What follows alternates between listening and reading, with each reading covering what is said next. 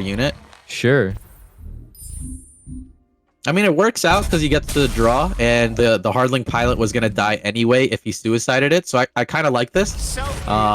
He's kind of like squeezing out the Hardling pilot for all the value it could have brought out. Yeah, so not too for bad. sure. Pretty good. Got into another kill switch. Putting the kill switch onto the defender unit is like super good as well, because if that like when that dies, then there's another target to be chosen here as well. Yeah. Oh, Haven drawing Lancer Tank and Akara. He could bring, you know, each of them. He could bring out the Lancer Tank. He could bring out Lemieux if he wanted here. But whatever's brought out, it still feels like kind of slow. He's only got 6 energy. Oh, he actually doesn't have a 1-cost way of triggering Assault. So anything he does bring out is he's just bringing it out like raw. Yeah, Kara is not really the not really the card you want to draw in this situation. No, he needs a crack shot or something, and I'm sure he's missing that crack shot that he banked at the first card of this game now. So he banks the Lancer Tank, actually, surprisingly. I guess he might try to go wide here, and well, he's gonna Neutron Bomb. You got a Neutron Bomb to try clear up the board a bit, right? I guess that makes sense. I think playing the Bannerman with it would have been the move, but I think he's gonna PS8 also, so he's just gonna full clear this board. Yeah, that's not bad. It's a good. The kill switch gets no value, not too shabby. And is he gonna play the Bannerman? If that's the case, he should have played Bannerman in the beginning. It was if he decides to play, wrong order. But it does matter because now it's PS8able.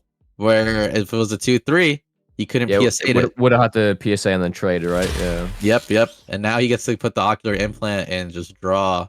Get a little more value, so definitely that misplay is going to pay a little bit. Yeah, picks up another PSA. Yeah, pretty good. Throws out the Salvager as well to get the ring kill switch back. Yeah. So this feels good. I mean, the Bannerman probably was going to die anyway, obviously, right? Because you could put the kill switch on the Gunslinger and then and then play Scrappy. But the way this works is now he's getting a draw. Like the Gunslinger got to get used to draw and start immediately, so he is getting 1 extra draw out of it, which is nice. But Haven's Hammond, he draws the Gunslinger now. He probably might have to Lemieux here. I don't know. This is a tough decision. Looks like he's gonna bank the Vengeful Ally. You know, when you draw like those 5-cost cards, right? You don't know which one you want to keep. It feels kind of tough. Like, oh man, I could use it for this situation or this situation. So he got rid of the Lancer Tank. I don't know. Maybe he's feeling like, oh, maybe I should have kept that instead of the Akara. But I think we're gonna just see Lemieux come out here. Yeah, Lemieux kill out the 2-3, force the at least 1 kill switch activation. Yep, that's exactly what's happening. Exius will kill off the Lemieux and salvage onto the Gunslinger.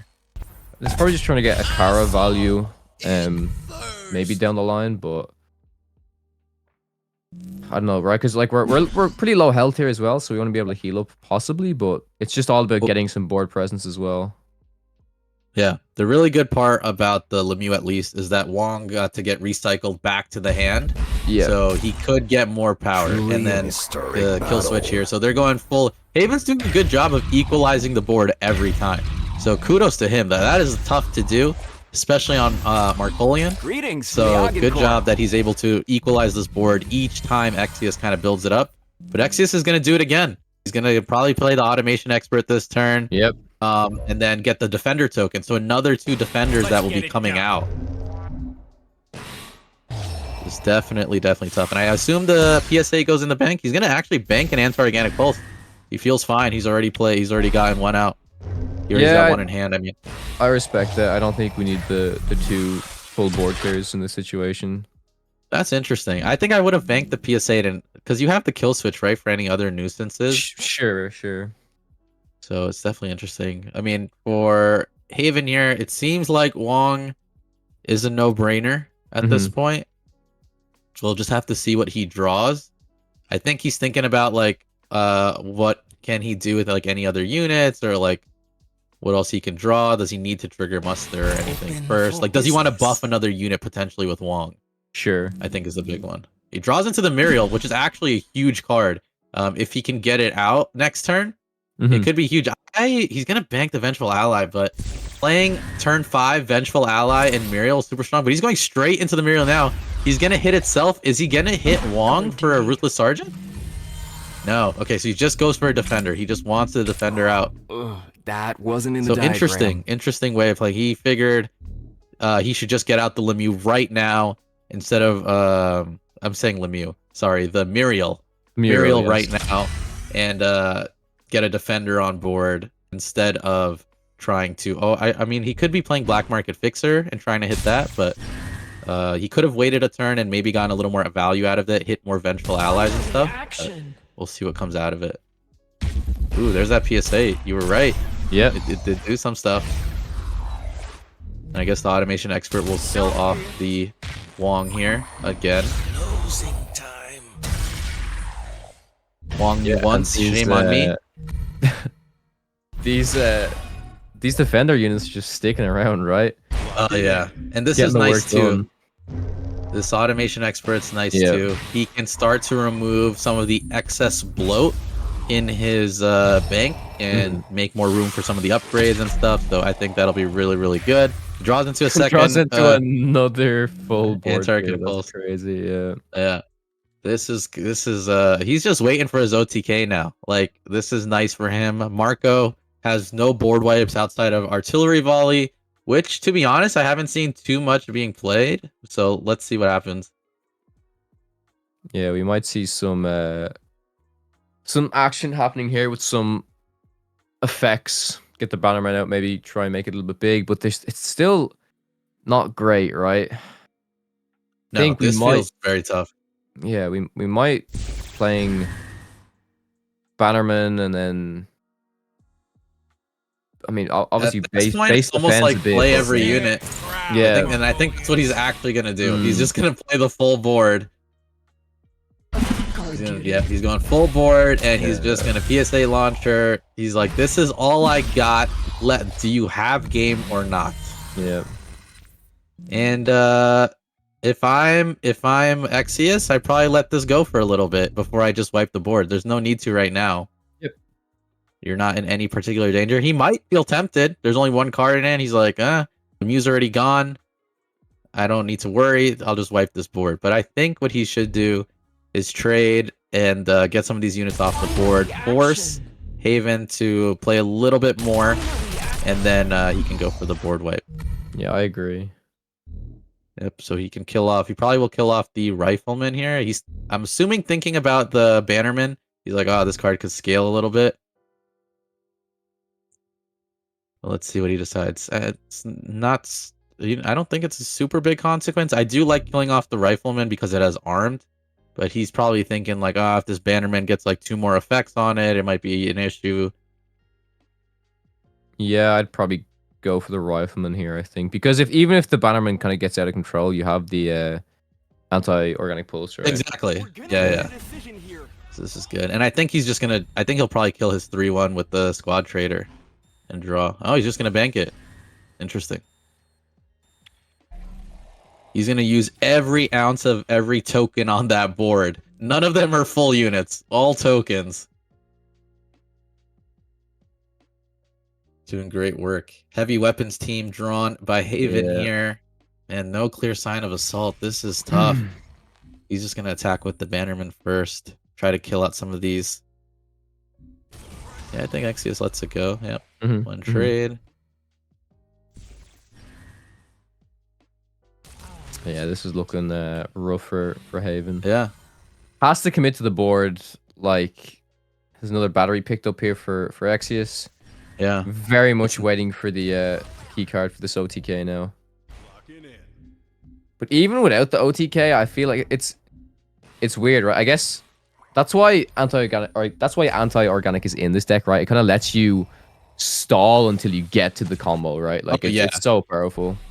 Having board wipes within an OTK, super good. Considering they don't need any like particular setup. And he's actually going to choose to kill the longbow here. Yeah. Is he killing the longbow or is he killing the... No, he's killing Harf. No assault. He's like, I'm just going to get rid of the opportunity of assault altogether. I don't need a 3/6 defender right now. He draws into the Keth. There's almost the Keth. there. One more piece. One more piece. Look, he's showing us. He's got the 3 graphenes in there. It's a very standard build from Exius. No instant replicators or enhanced exoskeletons. Just full on the 3 graphene batteries with the cathrexamine. Most players, or at least from what I've seen, have mixed around a little bit with the instant replicators and stuff. So it can be a little more flexible. If they need it to copy like a kill switch or something, they can do that. So it's interesting that he's just going out the. That's one thing that we'll probably see some variation on, right? Like what upgrades are they playing to guarantee the OTK? Sure. Yeah, we might not even see the we might not even see the OTK here. We might just see the army here just absolutely wipe out Haven. Unfortunately, I do feel for Haven. I feel like the draws were pretty rough in this matchup, honestly. Yeah, it's not. He didn't have the best draw power or anything. So like, I mean, by draw power, I mean he didn't have the right cards. It felt like to deal with the particular scenario. Like, they both drew a lot of early game kind of like removal against each other, but Exius started to draw more into like the staying power cards, like your automation experts. And you got to keep in mind that he's also getting tokens and stuff. Whereas Haven didn't really draw into like his longbow setups or anything. He's actually going to concede, so that will end the game for this first game. So Exius has cleared out 1 game with the Ogden Core, and we will see what else. I think his other deck was Marcolian, right? Yeah, Marcolian, yeah. So he's locked in for Marco in his next match. We'll have to just see what Haven picks. He has the choice of either sticking with the Marco or going into Workshop. Yeah, we might see a mirror come out here. It's always an interesting thing with the like conquest format, right? It's like, do I stick with the deck that I lost with? Do I want to switch it up? It kind of depends, right? Because we saw, like, would you say that the Ogden is favored into the Marcolian in this matchup, or it's so close, right? I think it's really, really close. Yeah, if I'm Haven, I'm probably playing the Workshop because the Workshop can make the Marco matchup more awkward than the mirror match. The mirror match does feel a little bit like who goes first does get a good advantage. So if I'm Haven, I'm probably going Workshop, and I'm presenting the same challenge Exius presented, where it's like, all right, you try to get past this, and then if he wins, then we'll do the Marco mirror, which is very tough. Like it really comes down to that opening hand and who goes first with the Marco matchup.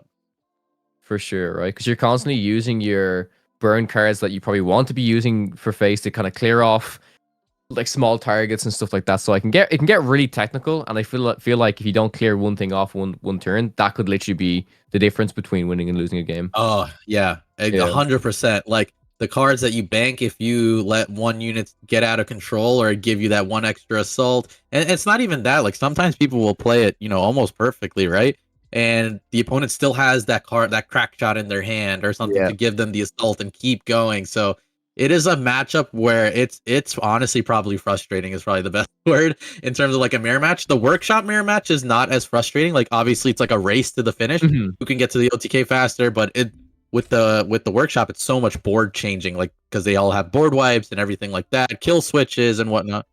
So it'll be interesting to see what these guys bring in, and I think we're about to see what comes in.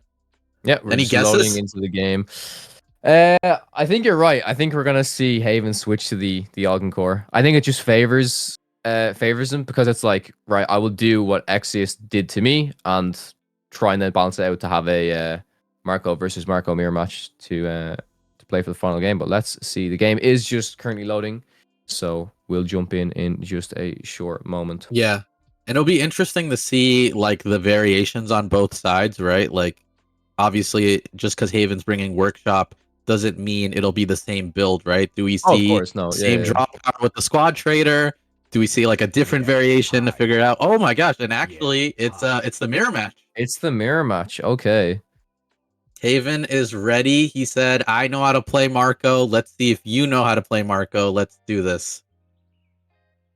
All right. I'm super interested to see if there's any specific techs that Haven has in that Exius has in. Yeah, we see the fixer. Yeah. We see the fixer, so that will come to help him. He actually is gonna mulligan everything except this longbow here. The longbow, and, yeah. Yeah. All right, so we see that. We're waiting to see Haven's hand here. There we go. Longbow, PSA, Oh base. man, Exius has a kind of rough hand, honestly. He's Yeah. going first. He's got double base, double longbow, and the improvised tactic. Whereas Haven has a good starting hand again. The Trigger Happy Trooper, Determined Assault, longbow, PS8, fire support base, and a bannerman. So he has tons of options. Great draw into the bannerman there. So. Oh yeah. Pretty solid turn one option, but then I mean, if you know, it's like I play this, does Exius have the PSA to answer it? You know, it's Bannerman in the mirror match is probably the type of card where it's like, okay, do I play it early to say that they don't have the answer, or do I hold it to then kind of pop off with my effects after? Yeah. If in this matchup, I probably would do the Trigger Happy Trooper first. It's like probably the strongest opener that you can have. And what's nice is if you're going on turn 2, considering you went second, or he's going first. Well, considering like you can see what Exius play is going, you can play the Bannerman into the PSA to buff it up immediately to make it a little bit more safe. So yeah, and that forces the opponent to then try and actually have to use like a crack shot or something like that to actually take it down. Yeah. Yeah. So let's see what Exius draws here. He does draw a Crimson Fleet Machinist, so at least that's one card that he could play right now. Drawing into 4 defenders out the gate is definitely not a good feeling. It's pretty tough. So at least all 3 longbows have been in play. He draws another Machinist. If he's not playing Lancer Tank, which we've seen some Marco players decide not to do, so that they can always draw longbow, then that's it. Like the Machinists have done their mark. Akara going into the bank from Haven here, followed by that Bannerman PSA combo we talked about. So that's gonna be safe, and then he gets to hit base. But man, he's got the Muriel in hand next turn and the longbow. I mean, he's probably gonna do Muriel next turn and get the huge loop with the double Vengeful Ally into hopefully a fire support base. So that'll be very, very strong here. The improvised tactics banked. He's just gonna go for the 2/1 drops. Okay. From XCS. Yeah, no Lancer Tank. We see the heavy weapons team picked up for Exius here. Tactics picked up for Haven. Yeah. I mean, if Haven's probably going to keep trying to buff up his Bannerman. So he's definitely going to probably... Well, let's see. Muriel is still the stronger play here, I think, in my opinion. But let's see. I mean, he could clear it twice, and then I think that's what he's deciding right now, too. Like, oh, do I just draw and play the Bannerman? But let's see. If he plays... Yeah, he's going longbow, so he's going to hold off on the Muriel play. I don't know how I feel about that. I feel the Muriel play is the play, but like this is fine regardless, because Exius doesn't necessarily have an answer. He could BMF 1 card, so the Black Market Fixer could kill probably the Bannerman. That's not that awful. All right, let's go the fire support base. Trying to stall. And a Lancer Tank drawn by Haven. I think we definitely see Muriel now. He can do it with the Gunslinger. If he wants to keep the Bannerman. I think it has to be Muriel, right? Yeah. I mean, he could fire support base, but I don't like Muriel's just so exceptionally strong. Like it does so much work. Yeah, he's gonna definitely Muriel this turn. And he's gonna probably hit the Trigger Happy Trooper and the Gunslinger, followed by the Muriel. And then he could trade. If he hits the fire support base, he could still get those trades that he wants. Yeah, I haven't seen any other 4 costs in his deck in the last match, so I assume he's forced it where he will only hit fire support base on the Muriel, which some players also do too. It's interesting, like in the deck combos, right? Like some people only want to hit fire base, so then they only play support base and they don't play like the Black Market Fixer or something. And then some players want to hit the longbow, so they don't play Lancer Tank, but he gets the hits, right? He's got the Hearth Tech in there, but he's got the Vengeful Ally 3/4. Everything else is buffed. He can run 2 tokens now into the fire base, and he's looking good. This is a very, very healthy board. Yeah, quite a wide board in front of us here. Oh, you Just actually keeps trades that. keeps the tokens. Bannerman alive as well, which is nice because it means you can potentially pop off even more. The Gunslinger was picked up for Exodus here, which is not bad. Can't kill off the Bannerman at least, but then Yeah. how do we He's deal with the rest gonna. of this board? Oh, he Right? hits Yeah. face, so he's going Oh, defender. right. Okay. Interesting. My thought process honestly was and this is pretty good actually. My thought process was that you gunslinger the Bannerman and then you black market fixture the Vengeful Ally. But there's still so many units on the board. But this way, at least he has a little more manpower. But God, that Hearth with the Bannerman is gonna do some damage. There we go. He's getting these effects off. A free crack shot, followed by Lemieux. That Lord Hearth coming in clutch, letting him get an on curve. Lemieux, even with defenders on the board, picks up Muriel again. Lot of damage as well that we're pushing towards face. What is this? This is like 9, 11. Is this 16? I think it might have been 14. 14 with the way, but he's trading. He's trading. He's not letting anything stay. It's probably the correct play, honestly. Hitting with 11, leaving Exvius at 8. This is, I think this is it. I mean, Wong, even if you play Wong, you don't get anything else. Like, he could Lemieux he has no defenders, right? So it's not like even if you Lemieux the fire support base, you get anything. I think this is it. And yep, and Exvius agrees. Haven taking it up 1-1. Wow. That was insane. Really good. Yeah. I mean, obviously the card draw was bad for Exvius in the beginning. He had double longbow, double fire support base. That doesn't feel good at all. But Haven's definitely was a more aggressive variant, right? He's got the Lancer tanks in there. We know he has a Kara. He has Ruthless Sergeant. It's super, super strong. The Muriel sealed the deal. That card is amazing. Yeah, it's gonna be really interesting now to see the reverse of the first matchup, the Augencore versus the Marco. And I'm also curious to see if Haven's build of it is a little bit different from what we saw from Exvius. Yeah.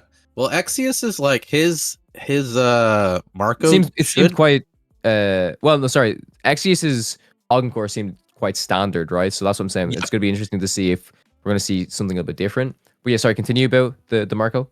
Yeah, so I think essentially based on we only got to see a glimpse of it, but Exvius Marcolian seems pretty standard also, which honestly might translate pretty well against the Juggernaut Workshop matchup because he can just try to stick to the script, be very fast, get the longbows out, and just like end the game before the OTK even comes into play, and just get really good trades. We saw Haven in the match against Exvius's Workshop run into some issues because he drew some of the non-traditional cards, right?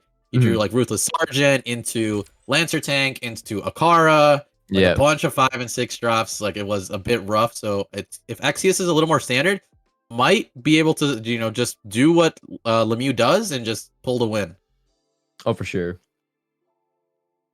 So let's see. We got these guys queuing up, so we'll go straight into the match. But this is like exactly kind of what I expected to see, like in a lot of these matches, right? Just like one mirror match followed by 2 separate matches, unless someone just like kind of clean sweeps us too. But I think we're gonna see most of this throughout the night, unless somebody in the rest of the brackets came with a surprise. So that'll be interesting to see if they do. But for this one, it's good to see the little bits of flexes that these guys have decided. Ooh, here we go. I forgot. We actually did it. We checked this and we forgot. We did check Haven's this. playing the Nehemiah. Haven's playing the Nehemiah. So actually, it's favored for him. It's favored for him. This let's see how this goes. Yeah, this is gonna be super interesting now. Exvius drew a pretty strong opening mulligan. He's just gonna only get rid of the fire base. Like this is pretty good. I like his hand too, actually. He could almost do anything. I didn't see who went first, so we'll take a look. I didn't take a look during the mulligan.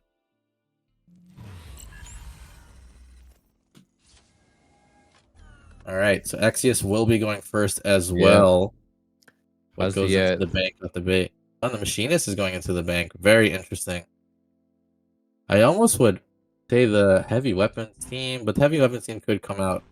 His hand is very, very strong, but we get to see Haven's hand too. He's got the Grove Guardian, the Virulent Spores, Cunning Diplomat, Primea Conduit, and the Formidable Presence. So he's got a pretty good curve in his hand also, being able to deal with some of these this early game aggression. He draws into the Steward, Earthen's favorite turn 1 card, but he has no upgrades or anything to go with it. So it's a little bit sad, but I think what Haven's game plan here is if he can get some good trades. Honestly, I'd probably play the Grove Guardian first at this point and try to get some good bounces. Sure. With the retaliate effect.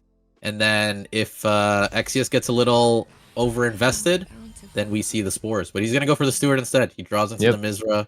Another Machinist drawn by Exius here. Could definitely clear this the Steward now, which is what he's definitely going to do. Yep, PS8. Kill that off, and then he'll play the Machinist to draw. Positioning is going to be super important for Exius here. Yep. Yeah. Balance the spores. He got double longbow, and he draws into the black market fixer. So he's sticking to the script. Another Steward picked up. Yeah. For Haven so this is pretty good. Well, I mean, Haven's I think still feels good because he has kind of like 2 big answers in his hand, or 3. Yeah. With the spores and the presence, he draws into the tree. But the Primea Conduit was going to be the third one I was talking about that can like slow this game down a bit. If Exius makes like one wrong move and like overinvests his board, like he probably wants the longbow here, and it's not like the worst option. But he's actually gonna bank a longbow. Oh wait, trigger the assault. Okay. Oh my gosh. Oh my god, that was very close. That was very close. I was like, not here, please. Yeah. So I mean, this board is definitely getting spores. You know what I mean? Like, this is where the matchup gets a little tough. Like. Marco wants to keep going, and they're gambling. They at the turn 3 in this matchup, it's a straight up gamble. If you don't have the spores, I can win this game now. But if you have the spores, now we have to start over, which is what's going to happen. And for Haven, this is good, right? The black market fixer can keep going off the decay, but Exius has the answer with his. Did I say black market fixer twice? I meant Mizra Loyalist getting the decay and buffing itself. But the black market fixer in Exius' hand will deal with that, which is nice.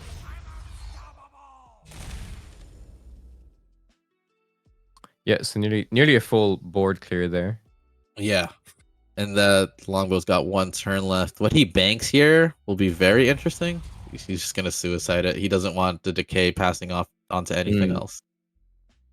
Interesting choice. I don't know. Part of me is like maybe keep it because you never know what comes out. And what if you want to defend? Like if I doubt like a formidable presence is coming out, so it's probably the right play. Yeah. Bank a gunslinger for a gunslinger. Very nice. Double saboteur draw from Haven. He banked both of them. Yeah, it goes straight in the bank here. Yeah. What have you seen? The Grove Guardian. Yeah, I think you see Grove with the fungi. Yeah, I think so too. Allowing him to make some good trades and bouncing off. But I also think Haven doesn't want to overinvest into anything because then he could just get hit by Lemieux. Sure, yeah. It's always the risk of like almost seems like the best answer. Yeah, you don't want to just throw out like if you just throw out the Nehemiah here, it's so bad into the Lemieux, right? The Lemieux would, I mean, I'm sorry, the Primea Conduit would be good because it would come out a 4/4. That's not too shabby. And it's a defender. It has shielded, so Exius would definitely have to put some effort into killing it. He's just gonna go for the tree and Grove Guardian instead. The double determined assault in Exius's hand. I think we see a fire-based gunslinger and just kill off the Grove Guardian. Yeah, it's looking that way. Yeah. Man, it's really tough for Marco when get down to this hand size and you're really kind of hoping for, okay, I want some sort of board presence. If I can pick up a tactics, you know, trigger the assault, get some more cards, like, because imagine we just draw into a 1 cost after this. It's like, man, it's so tough. Yeah. So he's just gonna kill this off. The nice thing, or like the way that this is going to be played, is Exius is going to hold off on Lemieuxing the whole game. Yeah. Until he sees Nehemiah comes out. Like that is like the only time that he's going to bring out his Lemieux.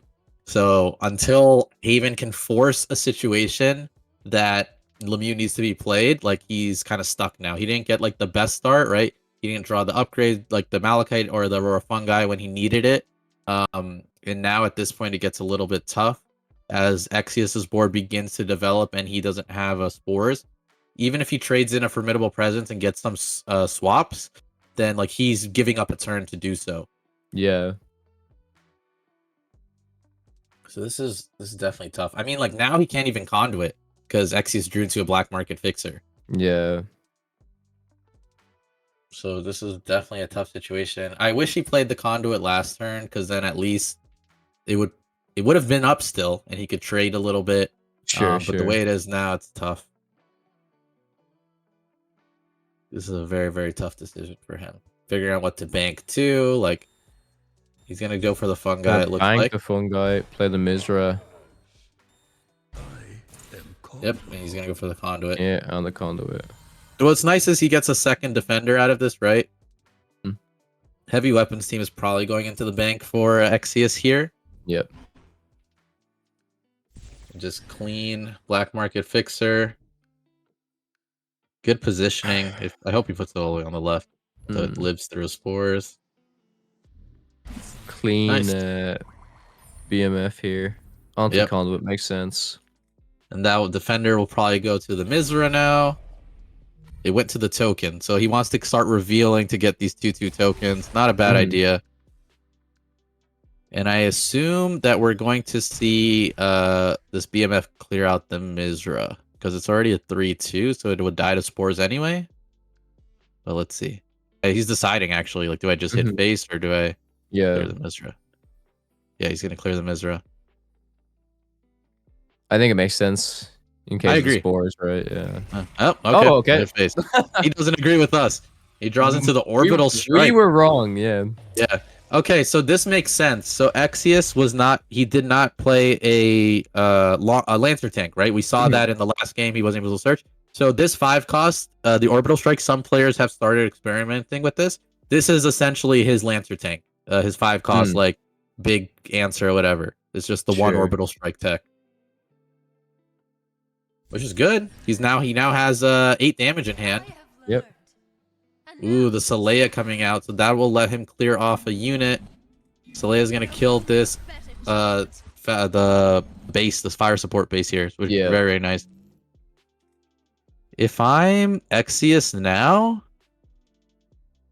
you have 4-5 damage on board with 8 damage. So that's 13 damage. Maybe it's not enough to just start ignoring and hitting face for everything, but no, I don't like it. I don't think we get there yet, but maybe. I think so. He's gonna push the extra damage with the Lemieux buff.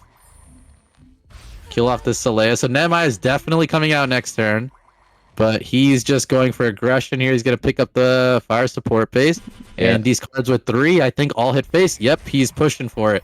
The race to the finish is happening now. He just needs 4 more damage, and it's his. PS8 picked up as well. Not too bad. Can be used as a resource to just bank, or maybe even just clear up the opponent's board a little bit here. Yeah. Still this is where it banked. gets tough, though. This is where it gets tough for the Marco player, because now he's going all in that, like, I just need to hit face and win this game. But this gives room for the Nehemiah, or whatever he's playing against, to kind of like, okay, I have some breathing room now. I can start to, like, build my board. And if Exius doesn't draw into the answers, Haven will just take it. Yep. Yep, this is a full board we clear. See Formidable Presence coming out. Recognizes that he has to clear this board. Is on little too low health, unfortunately. So yeah, has to clean up the board. Yeah, good trades. Nice here. Just suiciding one of the tokens. How many revealed are we at right now? We are at 2 revealed. 2 revealed, yeah. Almost there. Right, so there's one more, right? Left. It's 3 revealed, right? I believe. Yep, it has to be 3. Draws into the Trigger Happy Trooper. That's not it. Yeah. I mean, Fire Sport base will keep us alive for a little bit longer. I think he's thinking of like, oh, should I PS8 or anything, or should I just play this Trigger Happy Trooper? Do you think there's 2 Orbital Strike in this deck? Because that would be spicy. I'd be great. I mean, then I totally get the race, but I don't think so. Based on what I saw with the Lancer tank, I don't... Actually, I could be wrong, because everything is kind of standard, so maybe? But I don't know. We haven't seen any, like, big power cards drawn yet from Exeus' side, right? Like, we know there's no Lancer tank, but we haven't even seen, like, Muriel or anything like that. Like, the biggest there's no, like, have just been Ruthless Sergeant or anything. Yeah. Another formidable presence from Haven. He's probably going to use it here to just start clearing. I think it was a really good top deck. Reveal. Yeah.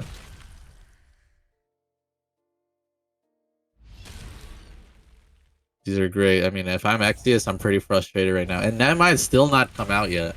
Yep. Or does it necessarily need to at this point? But another full clear coming out from Haven.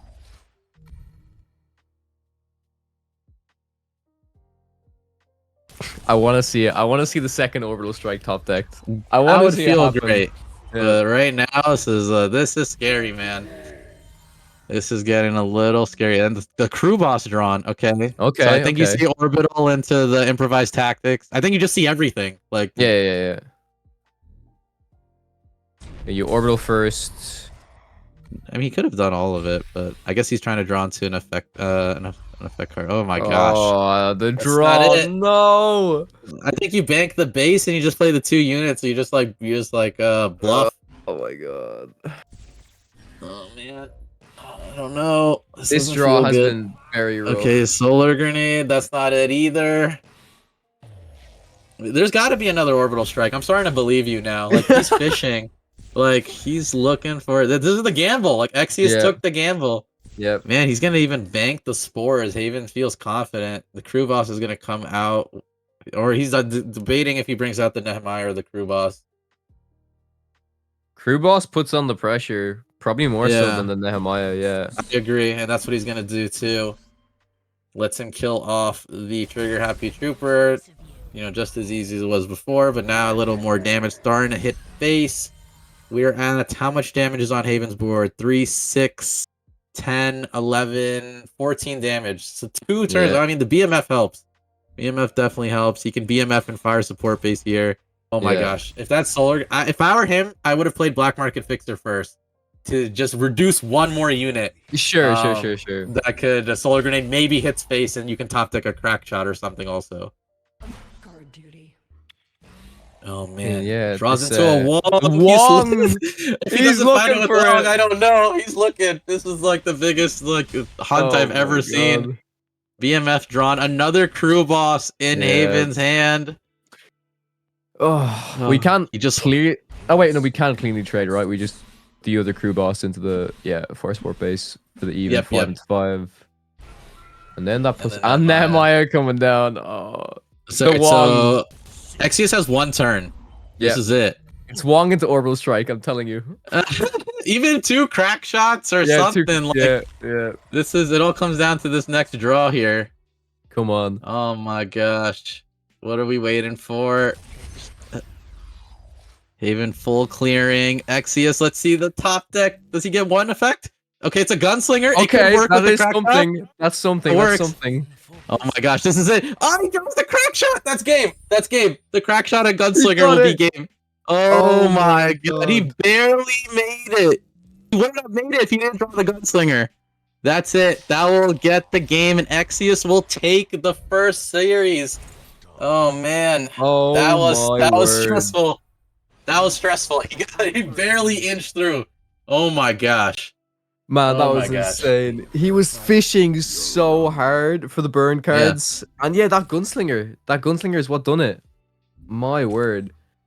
Absolutely insane. No I have to say props to Haven though. Like I think Haven played the matchup really well in terms of like, you know, not bringing out the Nehemiah out too early.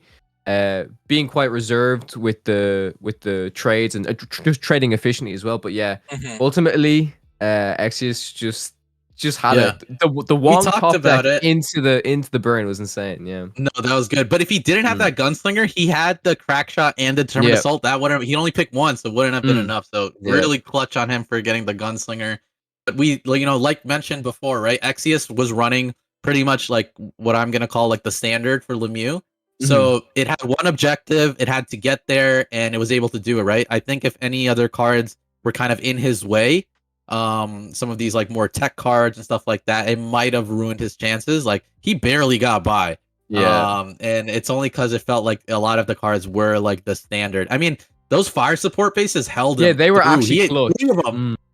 He got through. He threw up all 3 of them. He's like, I need these to keep working. I think 4 because he got one back with Lemieux.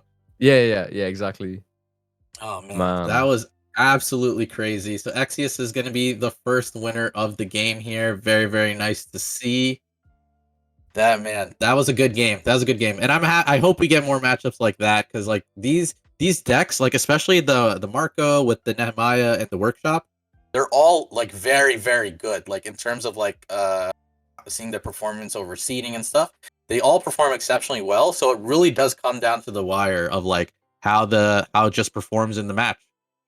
Yeah, I have to agree. And it's really interesting as well because like even though the Marco matchup or just the Marco deck and the Augencore deck, they do different things, right? One's an aggro deck, one's an OTK deck, but they're both kind of fishing for cards. Like aggro's always fishing for that extra burn. Augencore's always fishing for the OTK pieces. So it's interesting when two different decks are kind of trying to do the same thing, right? When you kind of think about it like that. So yeah, that was just an absolutely crazy match, and what a way to finish it off. So yeah, That was congrats to super cool. Exius for winning the game there, moving into the semi-finals. And I believe we are just waiting on one more match. Yeah, we're waiting to see the rest of the matches finish off. So we're not showing all the games. We're just picking out the ones that we think would be good matchups. So in the meantime, we're actually going to take a break now. But stay tuned. We have more games up as the brackets keep moving, and there also is a special parallel announcement that will be shown during this session. So super excited to see what that is. Can't wait I to see see that it, my friend. smile.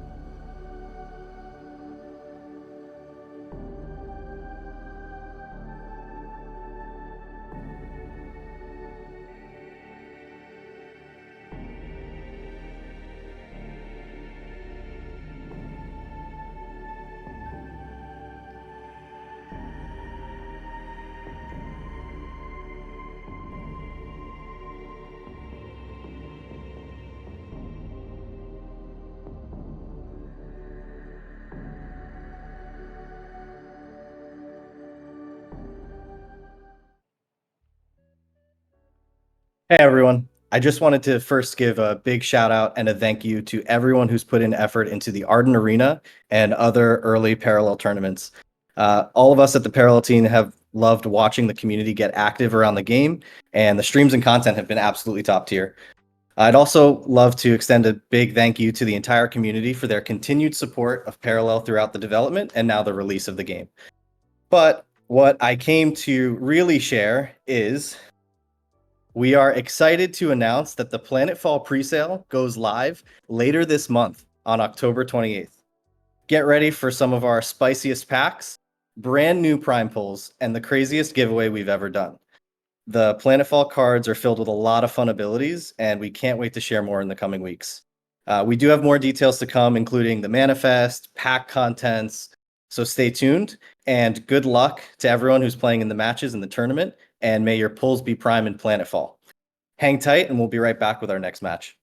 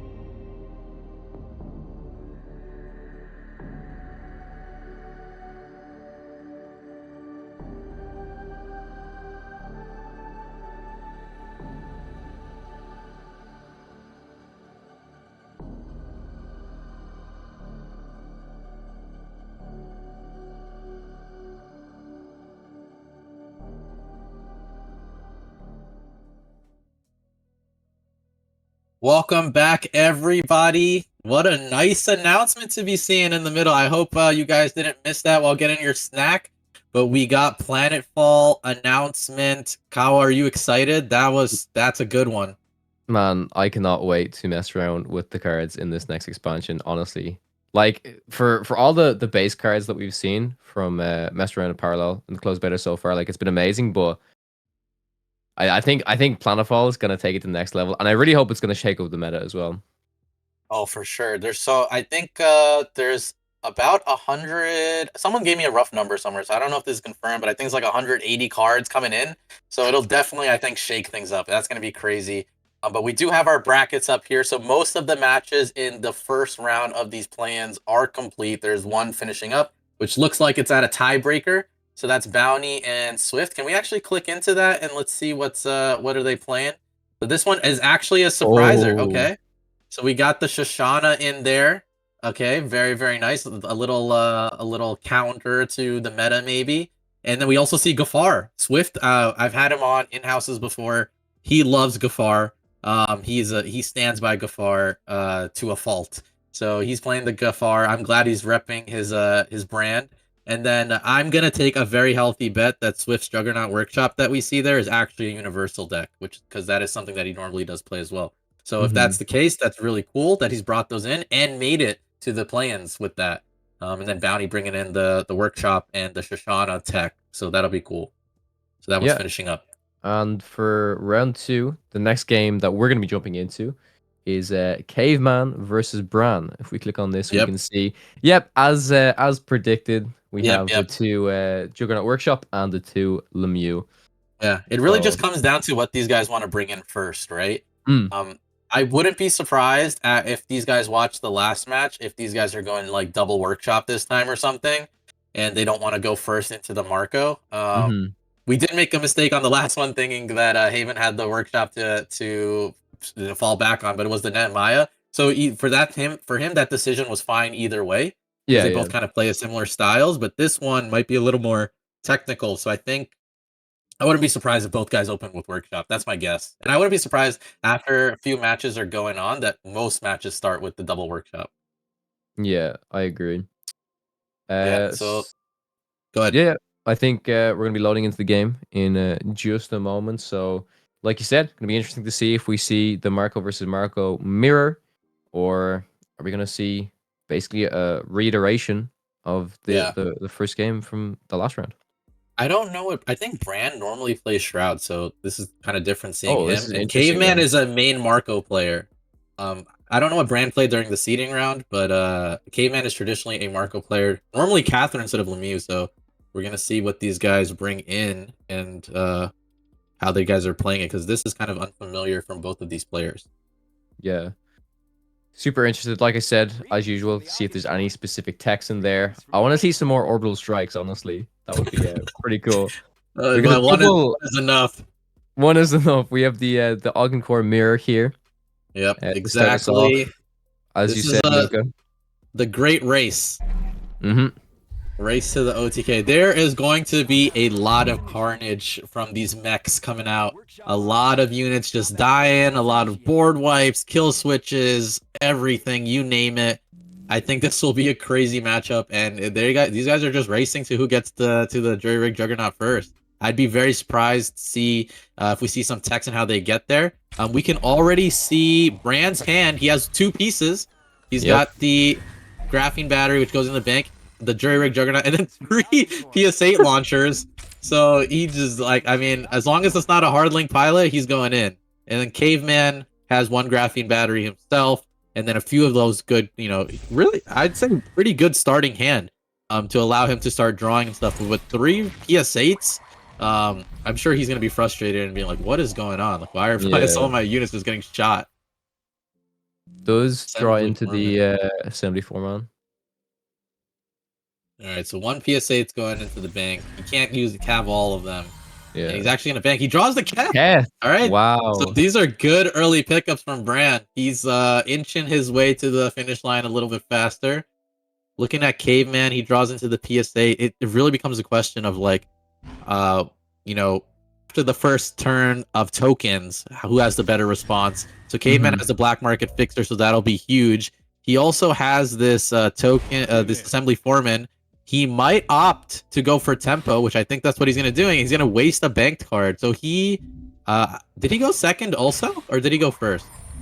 We can see by the energy. He went second. So he's gonna be down 2 energy. So if this doesn't work out, he's gonna be behind. He's already behind 2 energy, right? So it could be a huge issue for him. Usually turn 2 players don't like to do the foreman route because, like I said, if it's answered, then you're 2 energy behind. Your opponent's got a little more advantage than you. Going first, it's not as bad because if your opponent has an answer, it almost feels like you're going second now. Sure. So it's not too bad, but we'll see. Like this could be answered fairly well, I guess, but opting to use the PS8 launcher on the foreman there, and the 3/3 does stick on the board for the moment. Yeah, there's nothing that will kill it. I mean, like, I think Brand's thinking, like, do I just drop my own like assembly foreman and make him trade into me? Nope, banks it instead. No, he's just banks and it. picks up the battery. Dude, he's like, oh my god, he's 1 piece away. He's like not that far. I think you just, what is it? Triple graphene is 12, have right? 2 plus 12 is 14, so it's 28.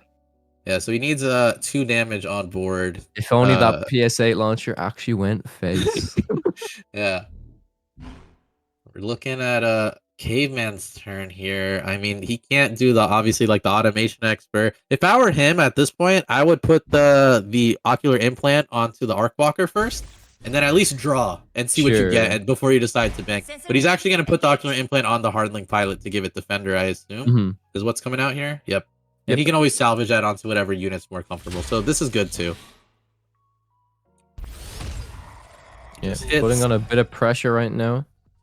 Yeah. So Brand will get his token first, and the problem is Caveman had a very good answer with his black market fixer going right after, but because he chose to do the foreman, he's an energy behind on it. So he can't immediately deal with the token. So that might, skew things a little bit in terms of like giving an extra turn to attack or deal with another unit and stuff. Whereas normally Caveman could have just outright killed it. Sure. A blank scrap heap comes out just for value. 2/3. And does he go for the 3/6 defender? The 2/5, he's gonna kill the 3/3 token here.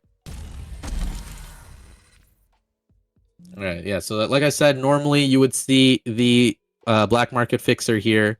But being behind is really rough here, yeah, unfortunately. Yeah, it's not too bad. He's got another graphene, right? So he's not that far behind either.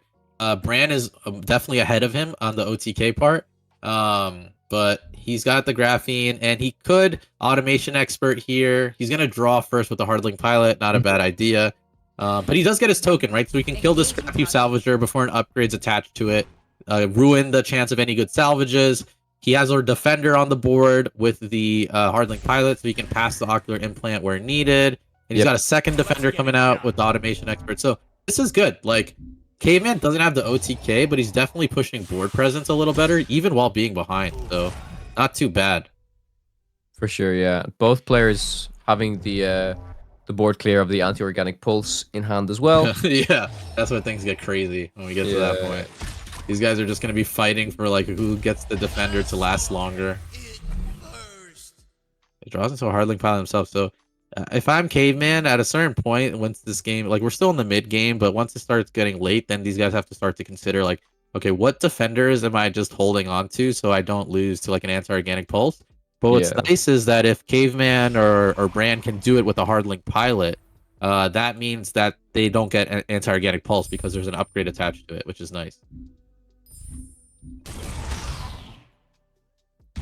Alright, Caveman letting the attack on the Nestor token, but Brand with the little fake out. That's what I wanted, and throws the PSA launcher. He's gonna bank the Kether. He draws into another scrap heap with no upgrades in the waste. So he's just playing it for the value. Another naked scrap heap, which is a bit unfortunate, but like it's a card, right? It's a card on board, so at least it's something. Exactly. 100%. And looking at Caveman's hand here, he could just trade. I don't think he has to even like do anything super crazy here. He could at least kill the scrap heap and just let the 2/3 sit and just keep doing his thing. Yeah, are we ever getting a Reclamator out here to try and get a? It feels a little awkward. It's like, what do you have to bring out? Like, you almost wanted. I mean, you could Reclamator at a certain point. You Reclamator just because you already have enough energy and stuff. But For Caveman, it's going to be very vital because he's two energy behind, right? So that'll be like a surprise factor, like, oh, you don't remember that I can do this, but I can do this. So I think while he's like kind of controlling the board, he doesn't really need to do anything. Killing the scrap heap is the right answer. And actually drawing the PS8 is really good, because now he can full clear the whole board, which is really nice. But I don't think you see like a big like board come out from Caveman or Bran until you see the next set of tokens come out. But I think he's just in a Reclamator here because he wants to hold on to everything else in his hand. He might just do it. And I think we're literally only going to see him play like PS8. 10 seconds left here as well, so he might run out of time. Yeah. Oh my god, he's playing more units. Okay, he might actually run out of time. PS8, and then he's just got to get this trade in. He's got time. He'll make it. Yeah, he'll get the trade in. Yeah. Draws Master Poisoner. Okay, that's a good tech. We've seen that in some players play like on like Quinto. Credit to him, he kind of brought that out on stream, and some other Augencore players have been like testing it out. But you know, that's a surprising one. He has the board presence, so he doesn't really need it too much right now. The Wong is probably a bigger pickup for him because he can try to catch up where we know Bran is ahead on the OTK. Bran is missing still 2 damage on board to make it an OTK. Yeah. Black Market Fixer here. I actually would almost consider hitting the Hardlink Pilot so you get rid of defenders. But this is okay. The Gunslinger for will come out. The 1 out of the 2 damage that we need. Yeah, are we gonna see another? Like, is this Gunslinger the MVP of this play-ins? I think we might. If it happens, Gunslinger's definitely gonna be MVP. Ocular Implant going into the bank. I mean, it's a tough decision for sure. I almost would bank the Master Poisoner. Like, you don't really. Yeah. You're the one that's ahead. Like, I don't think you need it. I'd bank it for the Wong, I think, here. Yeah, for sure. The problem is, like, with Augencore, Wong can draw like 4 cards. It actually could draw the max amount. And if you have too many cards in your hand, that's where it gets tough. I think that's why we saw him play. Well, no, he just drew into the Wong, so he didn't play all those cards for a reason. But he might want to play more cards often now. Like, we might see a Scrap Heap come out and stuff, just so he can get more cards out. But he'll be at 4 cards actually with the Wong. Yeah, I think you still see the Wong.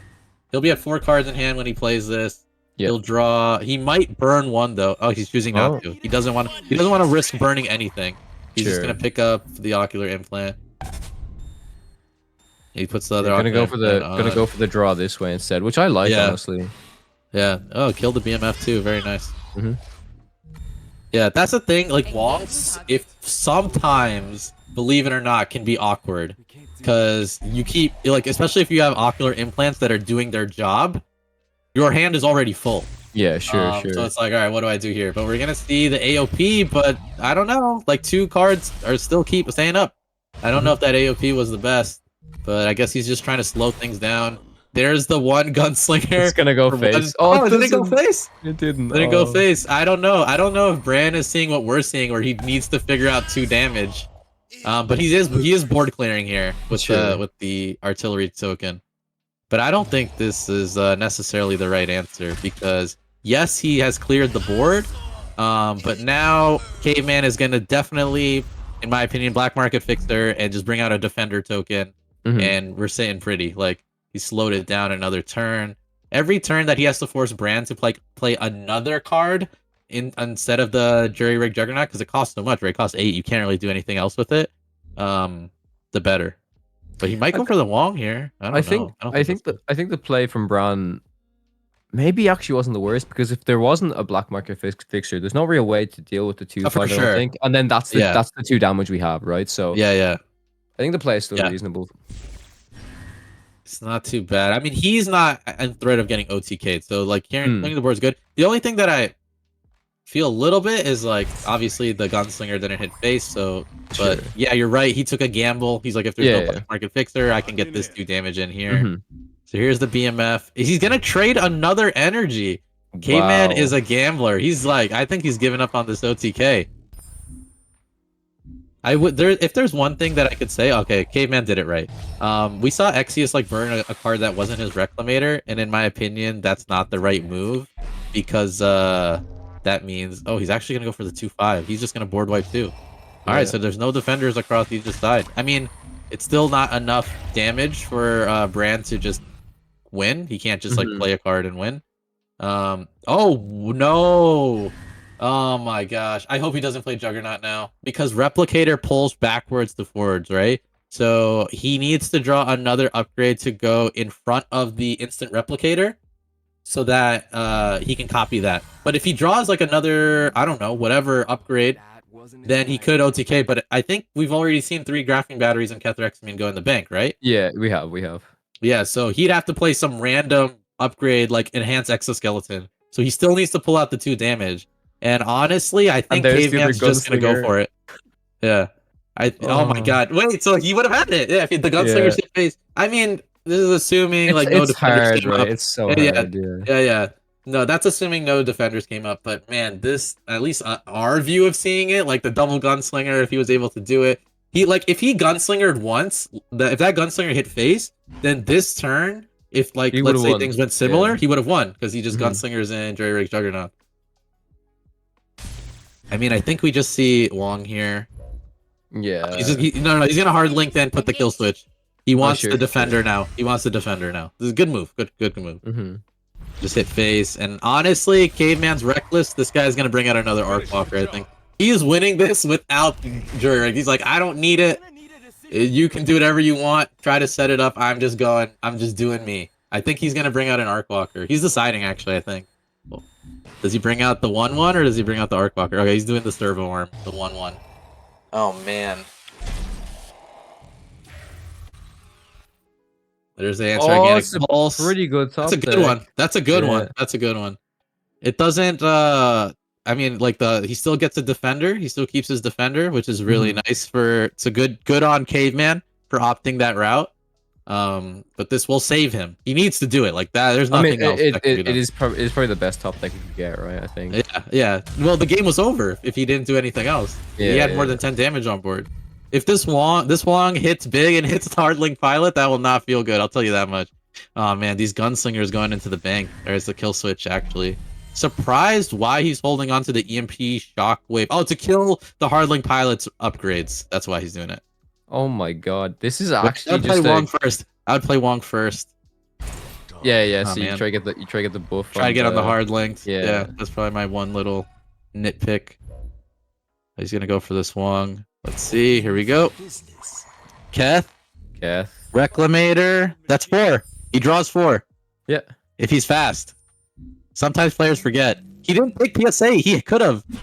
Oh my god! It still hits Hardlink Pilot. But I don't know why he didn't pick up PSA. He had an extra draw. Maybe he didn't realize. It faced for 4. Okay, sorry. I thought he was about to hit end turn. I was like, what is going on? You know what's kind of crazy here?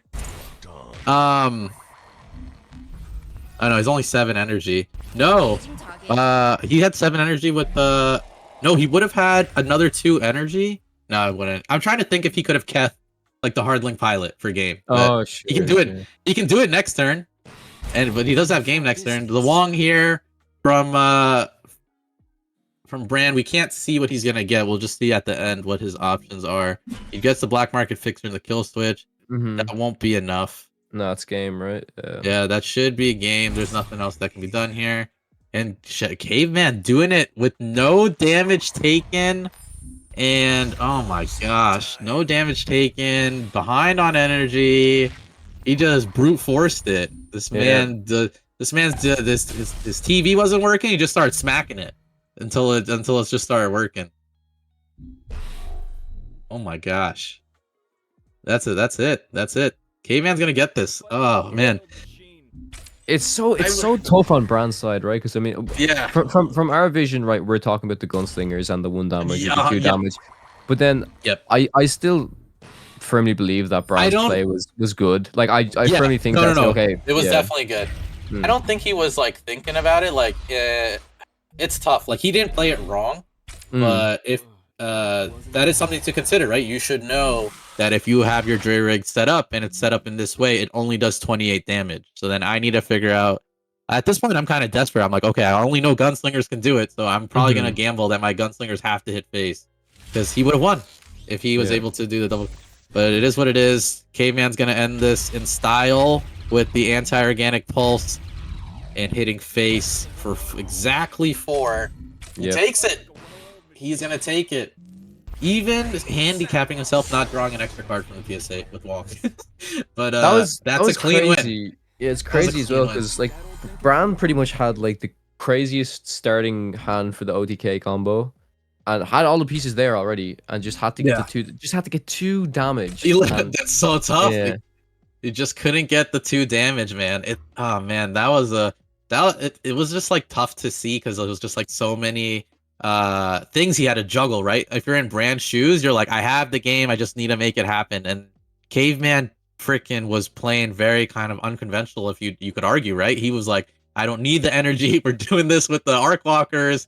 We're just gonna burn. We're just gonna play this like a normal tempo game. If I get the OTK by the end of the game, I get it. Otherwise, I'm just gonna win. And he's just pushed it, and he put Bran on the back foot like almost the whole match, even though Bran was the one that could have like cleaned it out.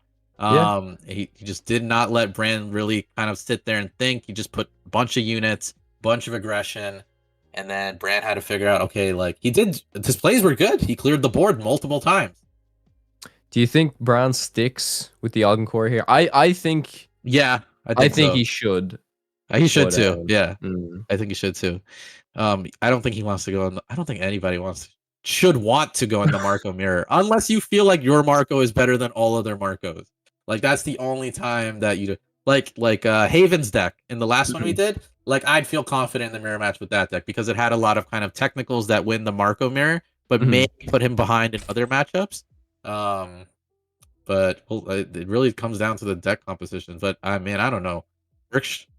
Workshop inherently feels a little easier, right? So it's like, why put yourself through that? Yeah, for sure. So yeah, we're just the players are queuing into the next game currently at the moment, so we'll be jumping in very, very soon. Like we said, we'll see if Bran stays on Core or makes a switch. As we can see, he has decided to stay on Core. So yeah, he's running it back. Nah, he'll be fine. He knows how to trade the board, right? That's like what matters. He's shown that he knows how to keep presence and keep going. And there's a lot less defenders on Caveman's side this time, like that are causing issues and whatnot. So this is it's still a good matchup for Caveman, but I would give Bran the favor here. So especially with his draw, pretty good. Double automation expert, gunslinger, assembly foreman, kill switch. You don't have really if you get to gunslinger first too. Yeah, you have a good play out the gate. You have stuff to do. I like this. I don't like the foreman as much, but like he's going first, so like he already did it last time going second. So I wouldn't be surprised if he does it again going first. And then Caveman's hand, he's got the that was Caveman I'm talking about. Bran's thought had done against him. But Caveman has the double gunslinger, one maybe going into the bank here. The heavy weapons team, Trigger Happy Trooper, Longbow personnel carrier, and the Wong. So I think he's gonna hold on to this Wong until he can play it. How do you feel about that, Kawa? Like I've seen some discussion like during the seeding round where people argue that it's too at a 5 cost, it's too costly to hold on to when you have early game cards in your hand. Yeah, it's super interesting, right? Because it's such a huge draw card for the aggro match, right? It's like, okay, I'm gonna run out of fuel. If I keep this, I eventually get to my 5, right? I should eventually get to my 5, and then I kind of reset and refuel my hand. But yeah, sometimes it can be kind of detrimental to your early game, right? Especially if you hold it and then you start drawing into like another 5, another 4, right? It's kind of like a little tough. But Bran opts in to not activate the assembly foreman here. He actually had a card he could have played. He had the cutting edge, but he's gonna keep it for his very rigged, I assume. But this leaves Caveman open to a very strong opening. He could both gunslinger and actually, man, he probably plays I don't know, he's debating what he banks here, which is definitely a tough one. But he probably Crimson Fleet Machinist and Trigger Happy Trooper. I would do that to not unveil that I have a longbow in my hand. It's kind of like, oh, I searched it, so you don't expect the second one, maybe. Sure. But we'll see. Yeah, he's gonna bank the PS8. He's gonna gunslinger. He values the units. He wants as many units on board. Not a bad decision. And then the Trigger Happy Trooper. I think he's debating if he brings the machinist. I like the machinist out too earlier because your longbow gets buffed. It gets 1 extra health for every machinist out, which is I think is a kind of like a piece of information most players tend to not really think about. Because now he can longbow, but he won't get the. It'll be a 0-4 instead of a 0-5. Let's see where the solar grenade hits. Face. There's assault for free. Okay, that's good. That's good. Yeah. I think he was hoping it hit the nest token, but this is not that bad either. He gets the free longbow, and he doesn't have to trade anything if he doesn't want to. Yeah, could just be holding here. Yeah, you got a free assault. Keep this. He doesn't have to trade. Oh, he's gonna trade. Gonna opt to trade anyways. Okay, sure. Yeah, he's clearing the board. No kill switches, nothing. Yeah. Oh, hidden face for the last one. No respect to that automation expert. Double scrap peep on Brand's side. Yeah. Not the best cards you want to see when you haven't played an upgrade yet. PS8 not going to be able to clean up this longbow either, unfortunately. No, with the nest it was able to. No, but automation expert's still good. Another 2/3 defender on the board, and he at least gets to attack with the one automation expert. Put some into the longbow. That's what I'm saying. If it was a 0-4 now, it would be even healthier. But this is still looking really good on Caveman side. PS8 on the gunslinger.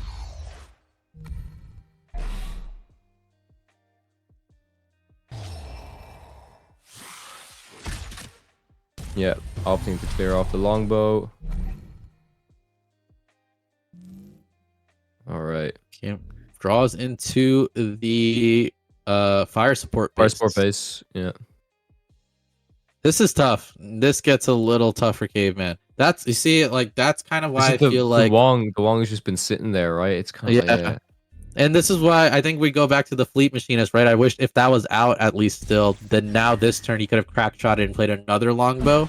The way it's sitting now, it's kind of awkward. Right now he has to play this base and he has to trade 2 tokens into 1. It'll live though. I mean, not anymore with the PSA launcher drawn, but it'll at least take out resources. What's nice for Caveman is that on Brand's side, there's nothing being drawn that's inherently like causing more and more threats. Like no kill switches. He's drawing all these salvage units that he has to bank because he's not getting like an upgrade. He has no upgrade that he can play with these yet. And I think he's honestly gonna play a blank scrap heap. Yep. Well, now we'll probably see the Wong get some yeah, you're some definitely value. Yeah. Oh man, hit the automation expert. Let's see it. All right, man, this guy hits face very easily. His random hits in face are nice. Oh, Lancer tank. Only 1 draw though, which kind of is sad. But I think you still pick the Lancer tank. Oh yeah, he can play Fleet Machinist and keep searching. He has double Fleet Machinist, so but then he could possibly hit like if he grabbed the Fleet Machinist, he has 2 searches, but there's still 2 more longbows in the deck, so that would have been sure. Ooh, that's a good draw. That's a really good draw. The neutron bomb is pretty clutch. Rig Juggernaut drawn.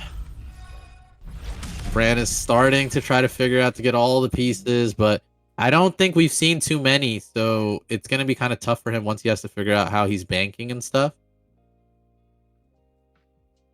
Ooh.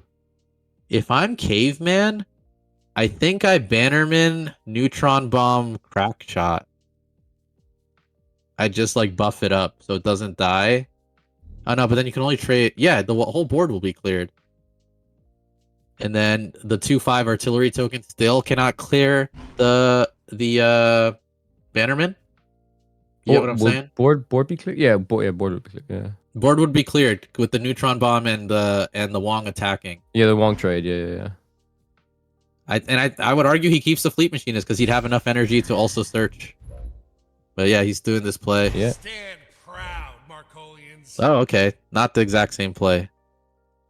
Here's the trade. But he's not double buffing it. Yeah. I wish he double buffed it, because then that would just make Brand's turn so awkward.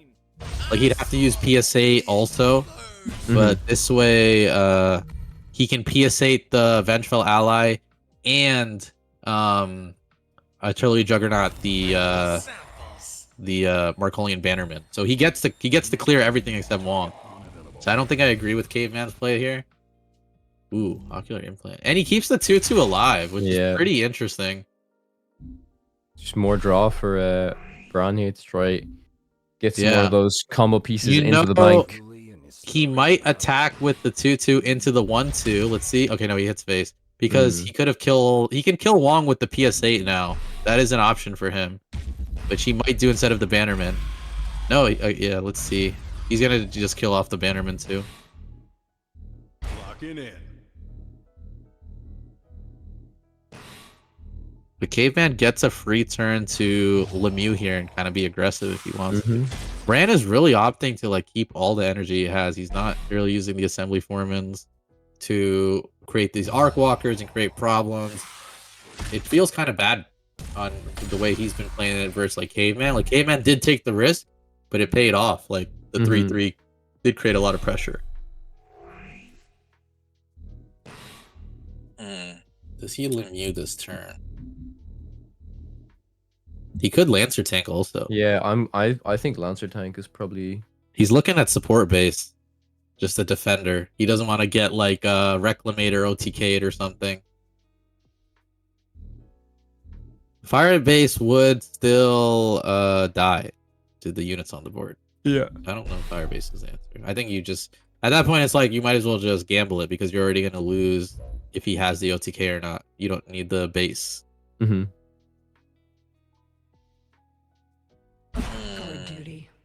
All right. Ups to play it anyways. Yeah. He's gonna bank the Akara, and he's hitting face. Oh my god. It's the same, like I said, once they start doing this, then it's like, that's it. To them, this is like, I will sacrifice some turns, and we're just going for face damage. I don't care about anything else. You can do whatever you want. I am going to just try to end this before it becomes a problem. I mean, he does have 7 damage in hand. Yeah, it actually did kind of feel like the right yeah, no, I agree. It's a good thing. I mean, if this Wong gets to hit face again, it's game next turn. I don't know if Caveman sees it. Yeah. I'm sure he does. I'm pretty sure. Here's a defender. Here's a defender. So he does get to save a turn. So you probably see the Lemieux instead. You probably see Crackshot Lemieux. Just to keep pressuring face damage. Oh man. Oh, wow. Yeah. Yeah, that's still, it's not exactly, what does he want off from game? I don't think he even banked the Gunslinger, but he banked the Gunslinger. Yeah. Lancer engaging.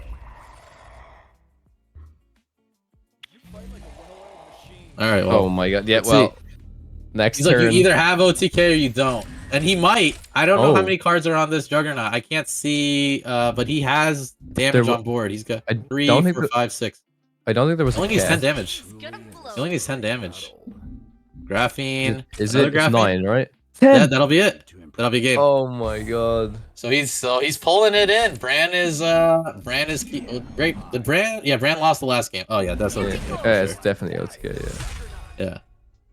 So pretty freaking close. Caveman almost the taste of victory in his mouth, but Bran fights back. He just pulls out the OTK. It's all because of that last defender, right? 2-3. If that didn't pop, I'm pretty sure that was game. Yeah, the Nestor saved it. That would have been game without it. I don't know. Like, I do think that Caveman should have chosen to do the Lancer tank there. That play that he chose the fire support base. And I'd argue he probably would have walked away with it if the Lancer tank got to stay on the board, because that would have like created a lot of pressure. I think though, when the fire support base came down, we did jam for. Yeah, you're probably right actually, because we were always going to jam for 6 in face anyways. And at that stage, it's pretty much like, okay, either you have the OTK or you don't. It's like the fire support base doesn't delay the game enough, I don't think. And then the +1 from it doesn't really affect things compared to the 4 you get from Lancer. Yeah, because if he Lancered, he got to the 4, right? And then the next turn, let's assume Bran does some trading, or even argue he just hits face with everything and being like, oh, I'm just going to go for game. Then that allows Caveman to also use his Lemieux the next turn Yeah. kill off any defenders, and that's definitely game. And we had 4 in hand, right? We had the gunslinger and the crack shot. Gunslinger and the crack shot, yeah. Yeah. So I think that was the one misplay. I don't think the base was it, but damn close game. These games have been tight. Like literally, like you said it. Like 1 card decisions, like 1 or 2 card decisions deciding the game. It's literally insane. Because if the tank came out, could have been so different. Oh, for sure, for sure. Really, really good game. I think these guys are about to go right into it. Yeah, was that actually for Bran, was that like he got onto 8 energy that turn? Or was yes, he got into 8 energy that turn. Yeah. Oh yeah, okay, perfect. He got to 8 energy that turn. Yeah. High. All right, here we go. Marco mirror match. Oh man, this is where it all comes down. This is where we have no idea what Brand's Marco looks like, but we've seen Caveman's. Caveman's is actually it's kind of like similar to Taven's a little bit, right? He's got the Akara in there, he's got the Lancer tank, so some of these 5-cost units. No Muriel plays except the one we've seen in the last set. So I really feel like if any of these guys open with Muriel, like that will win them the game. But we're seeing these mulligans. Decent hand from both. Oh, never mind. Double face was not. That's not it. But I think I just cursed Caveman there with what I was about to say. Oh, well, at least he has something that he knows he's gonna bank. Yeah, that's true. Base is definitely gonna bank. That's true. Looking at Brand's hand too, he's got the Determined Assault, the Crimson Fleet Machinist, Gunslinger, Crackshot, and a Longbow. So his hand's a little more set up for this game as it can keep going. Yep. Not too bad. Draws into the Vengeful Ally. Could be good, but that's going to go straight into the bank from Bran. Oh man, Caveman drew another Longbow. That's annoying. Gunslinger drawn from the Machinist here. And then he top decks Longbow, so that's fine. As well. Yeah. Oh man, this is a little awkward for Caveman. We would have loved to see another 1-cost in his hand. Imagine it was a PSA. That would have been so good. Oh, yeah. Bran still has he has a Determined Assault and a Gunslinger, so he can choose how he wants to play it next turn. Either way, he can kill off a unit. This is tough, because, like, Caveman could have played, like, let's say he could have argued playing the Determined Assault and just killing off a unit and having 1 unit on board. But man, even that card was better to get. Even if we got Gunslinger instead, it was so but he's set up in a way that he can get his longbows off first, which is good. Sure. Like Bran cannot kill all the units, so he cannot stop assault from Caveman's side. So Caveman will be able to get off longbows. So like this is gonna start going in his favor a little bit, which is nice. Because he can continually longbow. The problem is Determined Assault and some units on board might be tough. Like, there's no way for Caveman to both clear a unit and longbow, right? Yeah. So it's like, oh, he's gonna bank a longbow. God dang.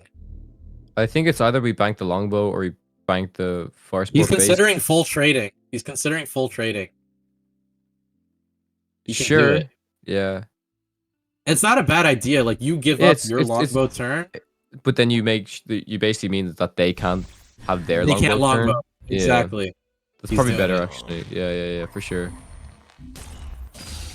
And he'll have 2 units up, so like even a Determined Assault or something will not like fix it on its own. Like Bran has to draw a PS8. That's not a bad idea.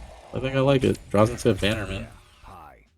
The Gunslinger drawn, that'll do it though. Yeah. That'll let him clear. Oh my god, this is a freaking bloodbath. But I will say, Caveman's at a disadvantage because he's already banked the base and a longbow. Yeah. Whereas Bran has 3 longbows in hand and can start using them next turn. I mean, Caveman probably fire support bases here. Yeah. I think we have to. I think we have to base. Come on. Hit face. Even hitting face is pretty good. Alright, not bad. He plays the base. Yeah. Either or is fine, but if it went face, it was actually quite good. Like very good. Because what sucks, the base stops the assault or whatever, but like the issue is he can't attack with it and get assault his next turn, right? So I think that's why he's thinking like, oh, do I just play Bannerman? I don't know. I think you have to That- get base. Base is just better because you just deny them. Yeah, anything but like, good. there's no units Yeah. on board, so it's like maybe you do just play the Bannerman. It's like, all right, I get a free turn to like do something. There's nothing on the board. Guard duty. Yeah. Okay. All Base right. comes down. It's the trigger happy trooper. So no, he needs to top deck something to give him assault. We One can see longbow in the base, bank. base, Base. What is going on? Base. Oh, PS8 launcher. I mean, he might play that with Bannerman. But is that enough effects? I mean, I think you have to bank something too, man. This is where it gets tough. Hmm. Oh, man. I don't think it's enough to just play the Bannerman with one effect at this point in the game because Determined Assault can just clear it off. Determined Assault, crack shot. But maybe that's a good thing because, like, if a Determined Assault hits your Bannerman, it's better than hitting face and then longbowing because that's an option starting next turn. I mean, yeah. I mean, Brand. they're also using their 2 cost card to get rid of your 1 cost card, which is good as well for value, right? Yeah, I think maybe playing the Bannerman and the Trigger Happy Trooper, maybe banking the PS8 could be the play. He's gonna bank the Bannerman. Is he dry Lemuing? That might also be an option. I don't think that's the option. It's not dry Lemieux and choosing to kill the base, is it? I don't know. Oh, he banks the longbow. He's keeping everything here. And he's gonna... Oh, wait, he PS8s it because of the fire base. It lives through a Determined Assault. This is good. Oh, yeah, that's actually very good. Yeah, that's good. He draws into Trooper. Trooper will let him get Assault next turn on Lemieux. So it's like, if you're gonna use... That's another Determined Assault target now that you have to figure out. Yeah, and... Where's this Determined Assault going? Bran can't Hitting stop face. all this. It's going face. He's going okay. longbow. So Lemieux can come out, but like I don't, as you know, kind of like the same thing. I don't think you want to Lemieux first, so I think he's just gonna keep trading here. Draws into the crack shot. I assume crack shot goes into the bank, to be honest.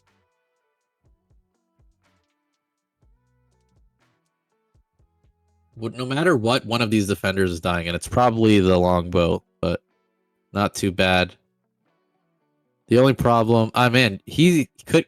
Caveman could be thinking if I play the crack shot, I get to make my Bannerman even bigger. Which is what he's thinking. Is he going to Lemieux here? Yeah, this could be Lemieux. It is, yeah. There's the crack shot. It's got to be Lemieux, right? Yeah. So he's going to Lemieux first. Alright, what do we kill here? Kills the fire support base. Very nice. Gets to add a card. Yeah, can clean up the longbow Machinist. nicely now with the Yeah. Oh my god. trigger happy. Yeah, no, this is good. And this is just face, right? Yeah. Yeah. He's kind of like, if you have an answer to get your Lemieux off, by all means do it. Otherwise, I will keep going. And the Wong top deck. I mean, Wong is good, but it's not great right here. I'll be very honest, because it's almost a trap, it feels like. It's too slow, right? I think it's way too slow. Yeah, he's going to do it. He's going to do it. I think Caveman might walk away with this. He's got 7, 10 damage, 11 with the Gunslinger. If he can draw anything else, crack shot, Determined Assault. Yeah, Determined Assault will do it. Oh, that solar grenade not hitting face. Yeah. He's gonna kill. Actually, he's gonna kill off this this trigger happy trooper. That is good. Oh, he hits base. Oh, no. He's gonna trade. Oh, he's gonna trade the 1 token. Into that's better. That's better. That's better. Yeah, Yeah. that's better. Yep, and he'll clear So off. then we're only threatening 6 damage. Caveman's only threatening 6 damage. Yeah, that's better. Good on Bran. Good on Bran. That will Well, longbow is longbow, but that can get that can now get Lemieux. But does he have? He doesn't have 2 longbows anymore, right? No. Are we right? He only has 1. He can't. Yeah. So he's not going to search another one. Yeah, there's the other 2 longbows. Oh man, he could have double longbowed this turn. That would have been really good. But the way it is now, it's definitely kind of awkward. And if Brand sees that this picks up a Lancer tank, right? Which is nice because it doesn't show that I have nothing.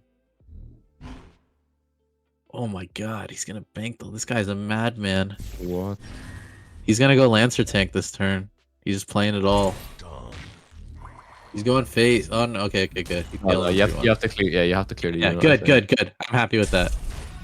And this will do that. Yep, and then 4 damage to Answer face. engaging. Sure.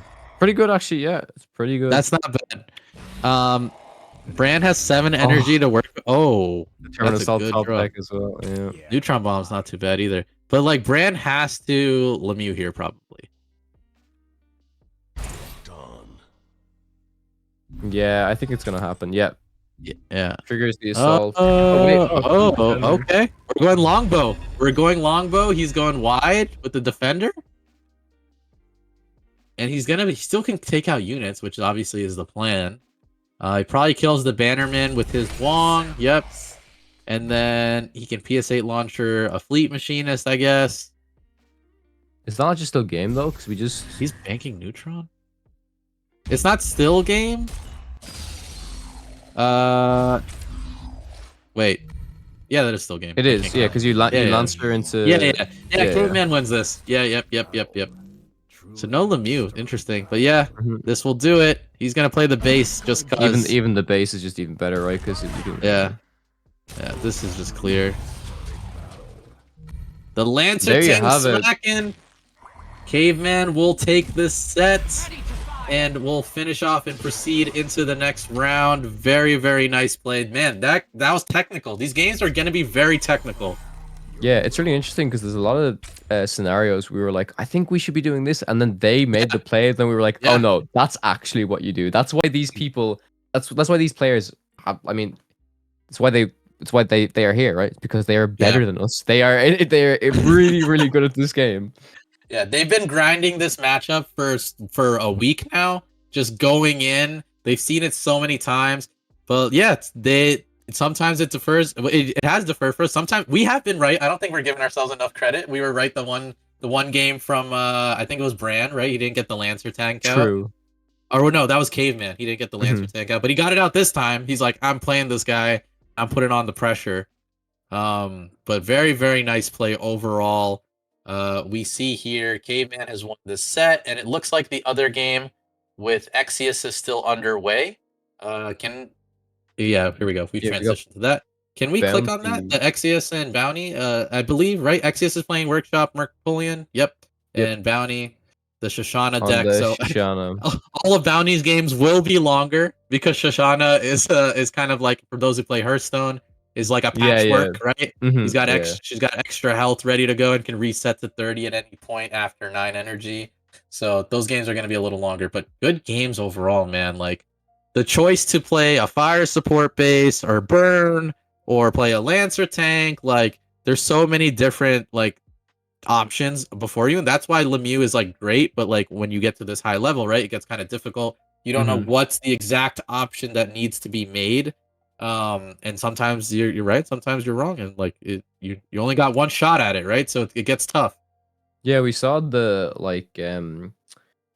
longbow get banked in a few situations. We were like, wait, are you really banking the longbow? And it still paid off, right? I think it was in that game where Caveman managed to pull out probably an even better play than deciding if he was actually going to keep the longbow. So yeah, I was really impressed by both players there. They did some amazing plays, and I think even just players and viewers watching these games can learn a lot because, as we said, these matchups are so technical, and then like even in your own games, you can kind of start reconsidering.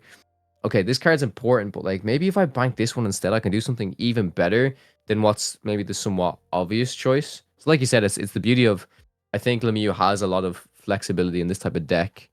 Even though it is aggro, there's still many different routes you can take.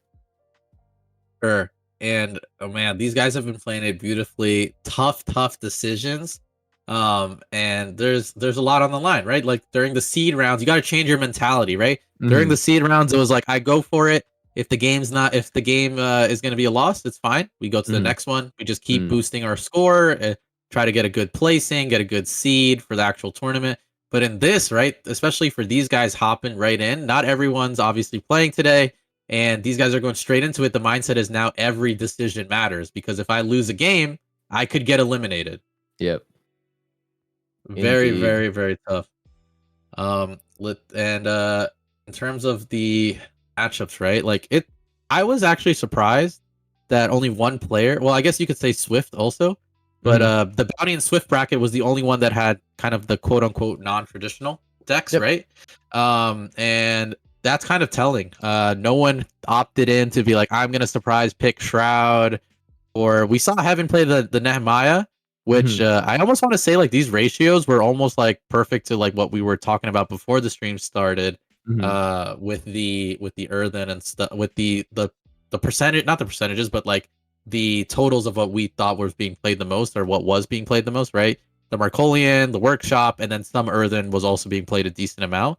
So really, really nice to see overall. I think it's a good showing, and I think we'll see a lot of it tomorrow. I would be surprised though if we see like anyone bringing something new, like other than Shoshana almost at this point. Yeah, for sure. I'm very curious. Like, I kind of want to see Bounty make the final just so I can see Shoshana The in action. Shoshana, Yeah.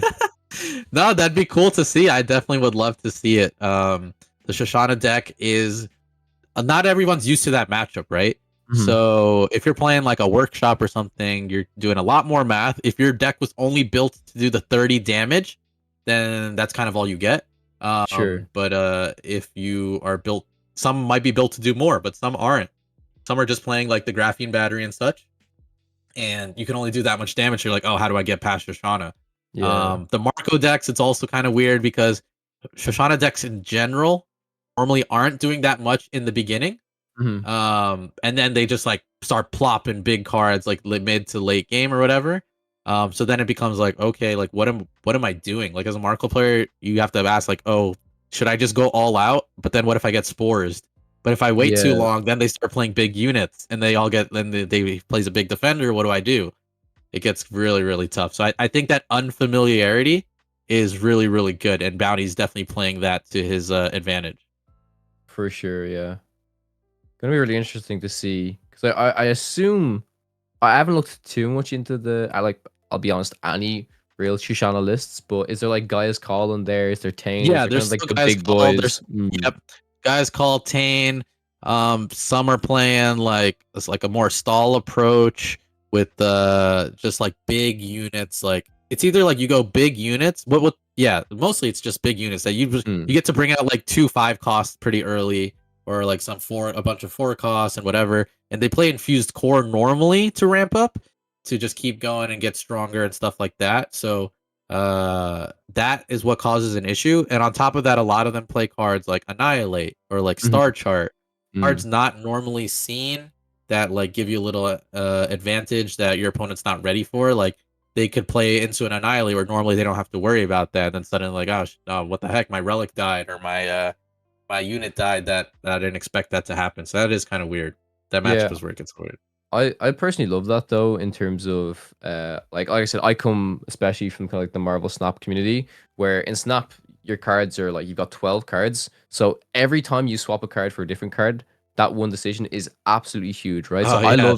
I love teching in specific cards where it's like, okay, this is the expected deck, but then you play the unexpected card against your opponent. And it's like, well, I didn't play around that because most decks don't run that, and it's oftentimes those decks that end up like wiggling their way through the top of tournaments like this, right? I won't say the top of the meta, because if you want to say like meta decks, it would be kind of the standard list. Yep. But then when you kind of approach tournaments, that's where everyone tries to I wouldn't say break the meta, but approach it in a different manner and try, okay, how do I beat this mirror match? How do I take in something to surprise my opponent? And that's what I love just in general about card games, is it's your unique deck, right? Like obviously you can build a shell of something, but then I feel like especially like high level players, they're always wanting to try and improve as much as possible with their card inclusions. Especially when you bring something that's not seen much, then like this is like, he's bringing in a new Paragon, let alone like a new card choice. So then Exactly. then you have to figure out on the fly, okay, what if I have seen this deck, what variant is it? Like is it stuff that I've seen on ladder, or are there cards that I haven't seen more? You got to try to piece the puzzle live. they already probably know what you're playing. Like, okay, I've Yeah. seen this matchup. I know how this works. Like, it is what it is, and I'll be fine. So that is Yeah. going to be very interesting. And I kind of agree with you. I'd like to see Bounty on there repping the Shoshana, showing what we can see. We saw it during some exhibition matches. I think Brazy was the one who brought it on Sunday or Tuesday. I can't remember what day he came on. And his deck was like Shaymak with like healing and stuff. It was kind of crazy. I don't think Bounty's playing anything like that, but we'll have to see and what he brings.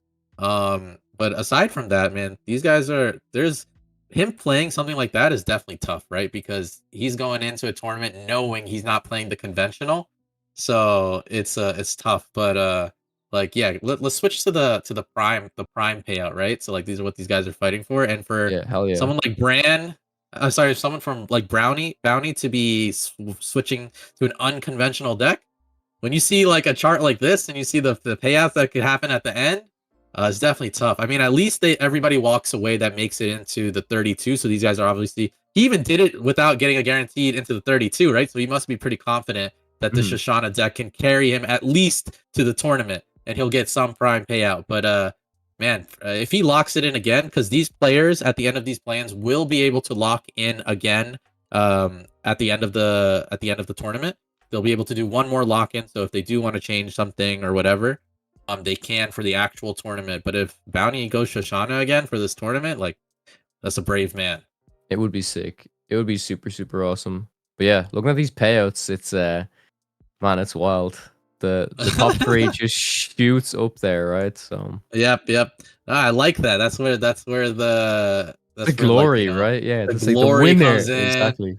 Oh man, you know whoever is going to be winning this at the end of this weekend, a whole new narrative. Yep. If they're not streaming on Twitch, they're probably starting after that tournament. I got to get a setup and I got to start going. I got to start talking like I'm the champ because they are the champ. They'll be the first like major tournament winner of the parallel scene.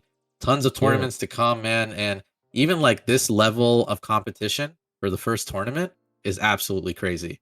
Yeah, I have to give a like huge shout out to the parallel team because the amount of support coming into a brand new game like this for, I guess you'd say, like the competitive scene, but not even just for like, oh, you know, like grassroots tournaments. Like they are putting payouts on the line. Like they are showing the community that they want people to really dive deep into tournaments and into the competitive scene, which is great because I think overall that just keeps it keeps the community engaged, right? It allows for exciting moments. You get to see some of the best players in the world battle it out, and it's just like super entertaining. So yeah, I cannot wait for some more tournaments in the future. Maybe I don't know, like when Planetfall launches, like the first Planetfall tournament, that's gonna be wild, right? Because that's what's exciting. It's like all these new cards. Imagine like all these new cards drop. That's like tournament. It's like, oh my god, it's like a week. Nobody's tested stuff. People bring like the wildest things. Like that is so exciting. We did get a tuning change also in the middle of this qualifier, right? Like the Muriel came out and people were like, is this card good? Like, how do I play with this card? Whatever. Everyone's like, this card's busted. We got to play this. Like, it's really, really good. And seeing some of the tuning changes, like, was Cathari, like, remember you asked me, like, oh, is Cathari good enough? Like, whatever. No one brought Cathari today. So far, it seems like people don't believe just yet. We'll see if Planetfall changes that for the next tournament. There's still more tuning waves to come. But if we could actually get that Planetfall image up, like, oh my god, it looks so cool. Like, I cannot. So that one was super, super cool, and there it is coming up right now. We'll see it in a second. Boom. That looks good. Have you seen any of the artwork that they've been teasing on Twitter, Kawa, for all the new cards? I've seen a few on Twitter. Yeah, there's the one. I think there was the one might have been yesterday or today with the dude. Does he have like the knife in his mouth and he's like, yeah, that came out today. Yeah, that looks. It's a universal unit, but it was saying like it had lore that like, oh, like they're spies from Freitas and stuff. So man, these cards, I cannot imagine the amount of mechanic changes.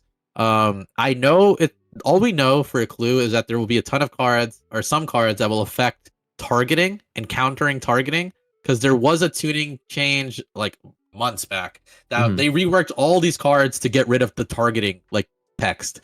So we'll probably be able to see in the future more like setups to plays and counters, like, oh, I set up this board and it will counter X card type of card, so I'm kind of mitigating this one response. And once we get to that point, it's super high level play, right? Like kind of like preparing for what the opponent can do even next, more than like this is my best possible play. Yeah, I have to agree with you 100%. But yeah, so super excited for Planetfall. I also like all the art in this game is just like, oh my Exceptional. god, it's beyond exceptional. Honestly, Yeah. it's the best card art I think I've ever seen in a game, and the style of it as well, because it's so like futuristic and it's just so parallel, makes it even better, right? Like, Oh yeah, man. man. I mean, they've done an excellent job of like getting us, and this is tough for games in general, let alone like a TCG where it's like really tough. Just Mm, getting us like interested in like the parallels and the cards, like we say parallels, but factions or hmm and like the artwork all being kind of like synced up in a certain way that you feel something when these cards come out. Like I see this card, you immediately know it's a Shroud card, hmm right? Yep. And he's got like some stuff going on. You're like, what is going on with this? And like the singularity and all that. So they've done a very good job of like keeping us attached. And if anybody's been reading like the comics and lore, like they've done a good job. They're hitting on all cylinders. It's just not another TCG coming out where you got to learn the mechanics and how to play. Like they're kind of like keeping us attached with other things too. Yep. 100%. So, man, yeah, it's gonna be super interesting. Bounty is still playing his game, which is makes sense, right? Because like we said, the Shoshana games can go on for quite Yeah. some time. But I would oh yeah, actually, guys, there was an announcement, I believe it was earlier during the week, that Parallel Yeah. is now officially on Steam. Now you can wishlist it on Steam, so highly recommend doing that. That's a Make sure big you jump do for the that. game. Yeah, that's a big jump for the game in Huge. my opinion, right? That's going to attract like a huge, like a much wider audience. So yeah, please, go wishlist it, tell your friends, share it on socials. That's going to be awesome when that drops. They've done such a good job of just hitting us with things when we don't expect it. Like I did Mm, not. If you're telling me like, yeah, Steam announcement's coming out, like nothing. It just popped up. Like, oh, we're on Steam. You can wishlist this game, and like being able to show the cinematics out the gate that they have is just so crazy. Like they give me old school Blizzard vibes. These cinematics. I'm yeah. attached to the characters. I want to know more. What's going on and stuff like that. Like I absolutely love it. They've done a great job putting effort into it. And once the open beta comes out, people will be able to just hop in and just start playing, just try it out. Yeah, I cannot wait until open beta drops, right? You're gonna have such like a huge amount of people hopping onto the game for the first time. I mean, even just having it on Steam right now, like the amount of people that will just be scrolling through new games, will see the parallel artwork, will watch the trailer. I think that alone will just attract them so much. Like, oh my god, I really want to try out this game, or I want to at least wishlist it to see when it comes out, right? Yep, yep, So yep, yep. I yeah, used to be it's there. You get tired of what you're playing, and you're just like, oh man, what is a game that I can follow or a wish list and see pop up when it's ready? Now this will be super cool, and yeah, like you said, like once open beta comes out, we'll have so many players coming in. We'll finally be happy. The players that are like lower rank will be like, why am I versing diamonds? They'll get more silver players to play yeah, against. The diamonds will yeah. get more competition, and we'll see, man. Like when they went from like I guess like alpha to beta, right? The amount of Mhm. players that came in definitely Mm. grew, and we saw a huge shift also in like what people favor, the mindsets, right? So now we have like some ex Hearthstone pros that are coming in, and they're talking about their experience with like what they want to play, and they showcased like there's a tweet from Kalos that there is like they had some dominance, right? The three ex Hearthstone players, all Yeah. top three on the leaderboard, putting their flag down and saying, "Come and get us." So as more players come in, man, you're gonna get more variety and skills, more different ways of approaching the game and theory. What's the best? People will all have to figure that stuff out. So super excited for when that comes. So definitely Yeah. add it to your wish list. I love the translation of just card gamers in general when they approach a new game. Like even myself, right? Parallel, I'm explaining like, oh, I hope this is how it attracts new player. It's exactly how it got me. It's Yep. exactly how it got me, right? I love card games. I love the style of this game. It intrigued me so much, and I was very fortunate to get into the closed beta. And man, I've just been having a blast with this game. Honestly, Yeah, like yeah. I genuinely cannot wait until more people get their hands on it, just to experience the fun that is Parallel. 100%. The uniqueness of this game is absolutely crazy. Like, how many TCGs do you get where the setting is like fantasy, and you're like, I mean, I already have that. I already have my own version of that. But sci-fi with like this level of like, animation, and not even that, like, I mean, the Steam images that they have up of the actual game and game board, like we've watched the game tons of times. Like, you know what I mean? Like, it is a really, really beautiful game, well polished, and the setting is different. I'd be more than willing to try out sci-fi because I've not done sci-fi in the TCG like ever. Yeah, So definitely hooks me up. And then they seal the deal, man, with some of these mechanics, right? Like the banking and whatnot. Like you so much thought. It's a little bit different than what you're used to. yeah. The mechanics definitely go a long way. I definitely think that the style of it as well, right? Whenever a new TCG comes along, it's, I would say, most of the time attached to an existing IP, right? Like for example, the game that I play a lot, Marvel Snap, Marvel, a Mm-hmm. huge IP. Like for what Parallel have been able to do to build this whole universe, and it's not even just, this is kind of the character. Like they've done such an incredible job with the lore that yeah, I want to know. I naturally want to know more about these characters, about the cards that I'm playing, and I think that's what you want with the TCG, right? It's not just about, obviously the mechanics and stuff are cool, but it's like, okay, I feel like this card does something special because it's this character, because it's this card, it's this effect, right? So Yep. yeah, they've done a fantastic job with that. No, 100%. Um, Going back a little bit to the players, of the ones that you've seen or haven't seen today, you got any favorites? Any ones that you've been liking so far?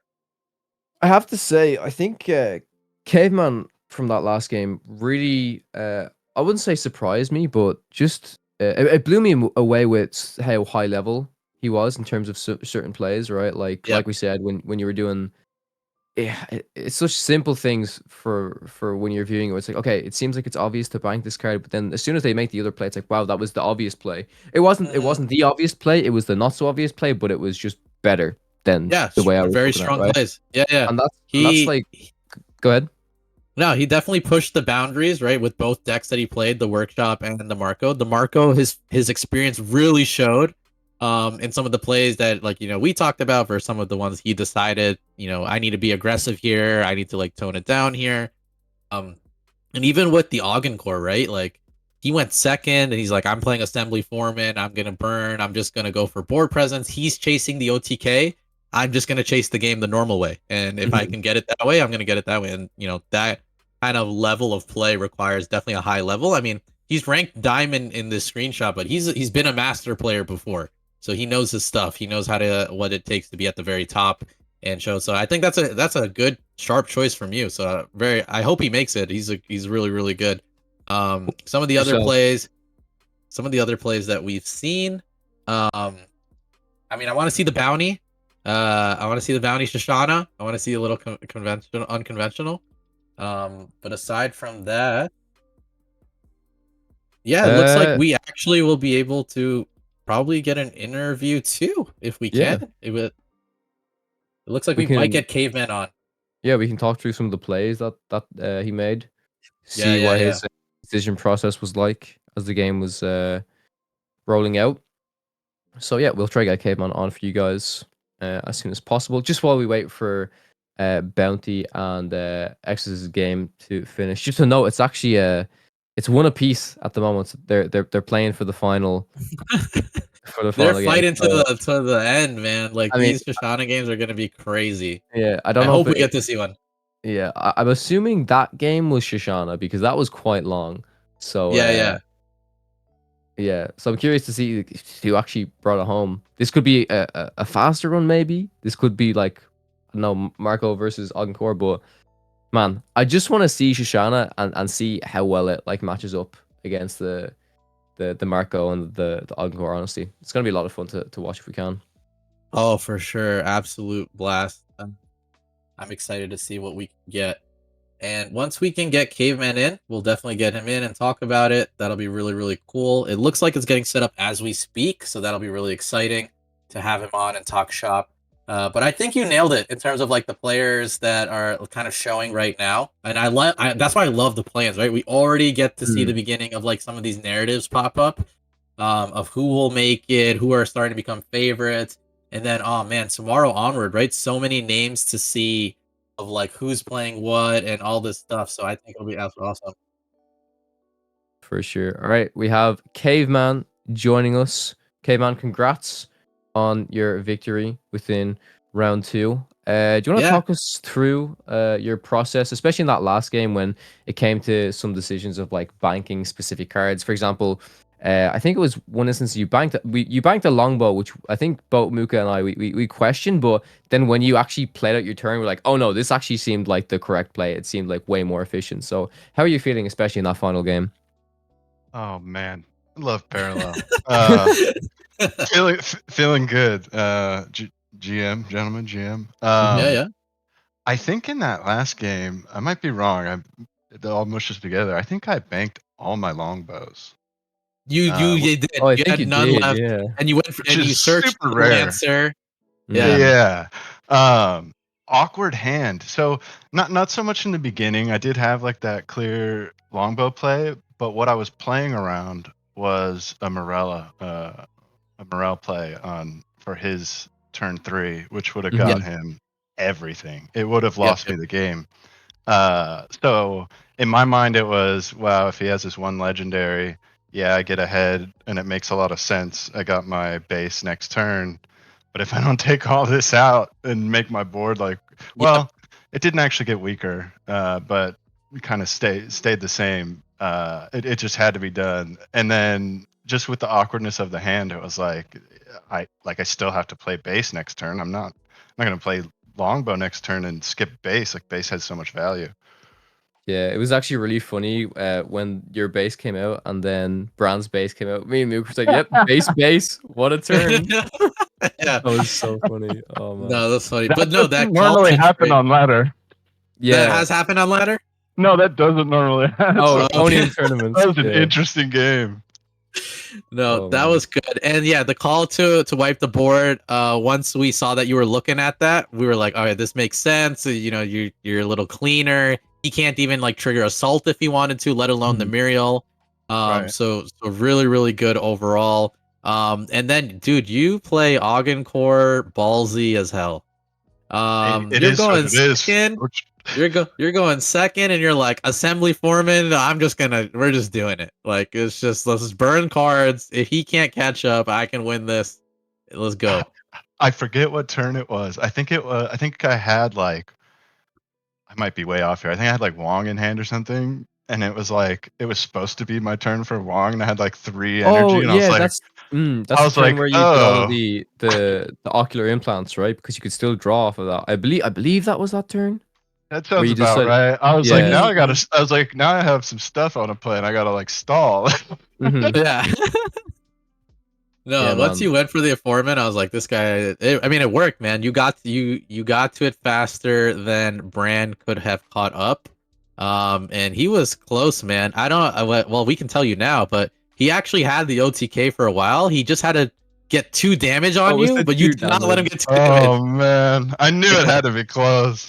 Yeah, It he was had it for turns. Yeah, it was really funny. Myself and Muka, we kept like screaming at the screen saying, "Oh, if he just plays 2 gunslingers and then just goes face with OTK for the 28." But you also did such a great job of just like always having the perfect defender at the time that if he wanted the OTK, he couldn't. So yeah, it was a great match to watch, honestly.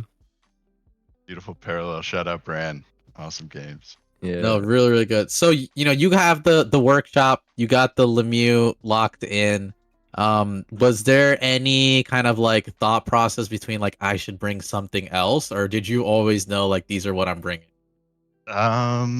Think I'm really surprised, at least so far, we're not seeing more Earthen, more Nehemiah. Mm-hmm. Um, it has. I mean, Augencourt Workshop's good against everything, to quote Mr. Kavak. But it can win with the formidable presence, or not? Yeah, formidable presence. What's the that drops the 3/2/2s? Yeah, for middle presence. Yeah, that's Yeah, correct. yeah, yeah. If you end up getting like 2 of those in a row, you're just so dead in the water on the other side. Mm. I don't know. I think it's strong. I just didn't have enough time to play it. I knew I could beat it with Marco, But I don't know. It's tough, and it depends on what Marco deck you're bringing. Like if you're bringing something super aggro, you have to draw perfect. If you have, I don't know, some Master Poisoners or maybe a couple Orbital Strikes, you can get through a couple more targets. But I do think that deck's strong. I considered it, but I didn't have enough time to practice it. No, Sure, very yeah. fair. Are there any players during this play-ins or like the tournament in general that you're like, oh man, I'm kind of scared that if I gotta go against these guys? I think he's playing right now. You got that Shoshana. I mean, I know there's at least one other guy running Shoshana in the tournament, and I just hope there's not more. Oh man. So right now you're telling me, Kevin, you're praying that Exus pulls out the win here and I Bounty. love Bounty though. I love Bounty. But and to be honest, it's just for a seed. Oh, but so whoever loses the next match has to play Mr. Kvac. So yeah, I do hope that Bounty loses, unfortunately. It's fair. I mean, it's a tournament, man. You gotta do what you gotta do. You gotta secure our spots. So it sounds like Mr. Kvac is also someone that you don't want to go against, at least at the start of the gate. No one wants to go against him. we all know he's got some type of Augencore brewed up. I doubt he's shown anyone but the boys, and I bet it beats a lot of this meta stuff. It could be fair. I mean, he was touting a workshop deck before the tournament started. He didn't get to showcase it, unfortunately, because that was the time that we were having some matchmaking stuff going on. So then he wasn't able to show it, and now like he's probably cooked it up, or he's probably like even refined it. And he's like, I didn't even show this to anybody. I got this in the bag. Yeah, and he was the original guy that really brought Iraq on the scene too, back in season 0. Oh, for sure. Iraq was a four. There was only 2 people, Kawa, just for you to know, like on the top of the ladder playing Augencore. And Mr. Kvac and Orly were the only ones. Everybody else was playing a Cathari at the time, right? Yeah, A lot of Cathari. Yep. Yep. That was super, Oh, super man. cool. Man, all right, so you don't want to do Shoshana, no Kvac, a lot of fierce competitors. Are there any people? Yeah, go ahead. Yeah, one other shout out, the guy that like knocked me out of locking in a place right at the end of I don't know, portion 1 of the tournament, the ladder portion.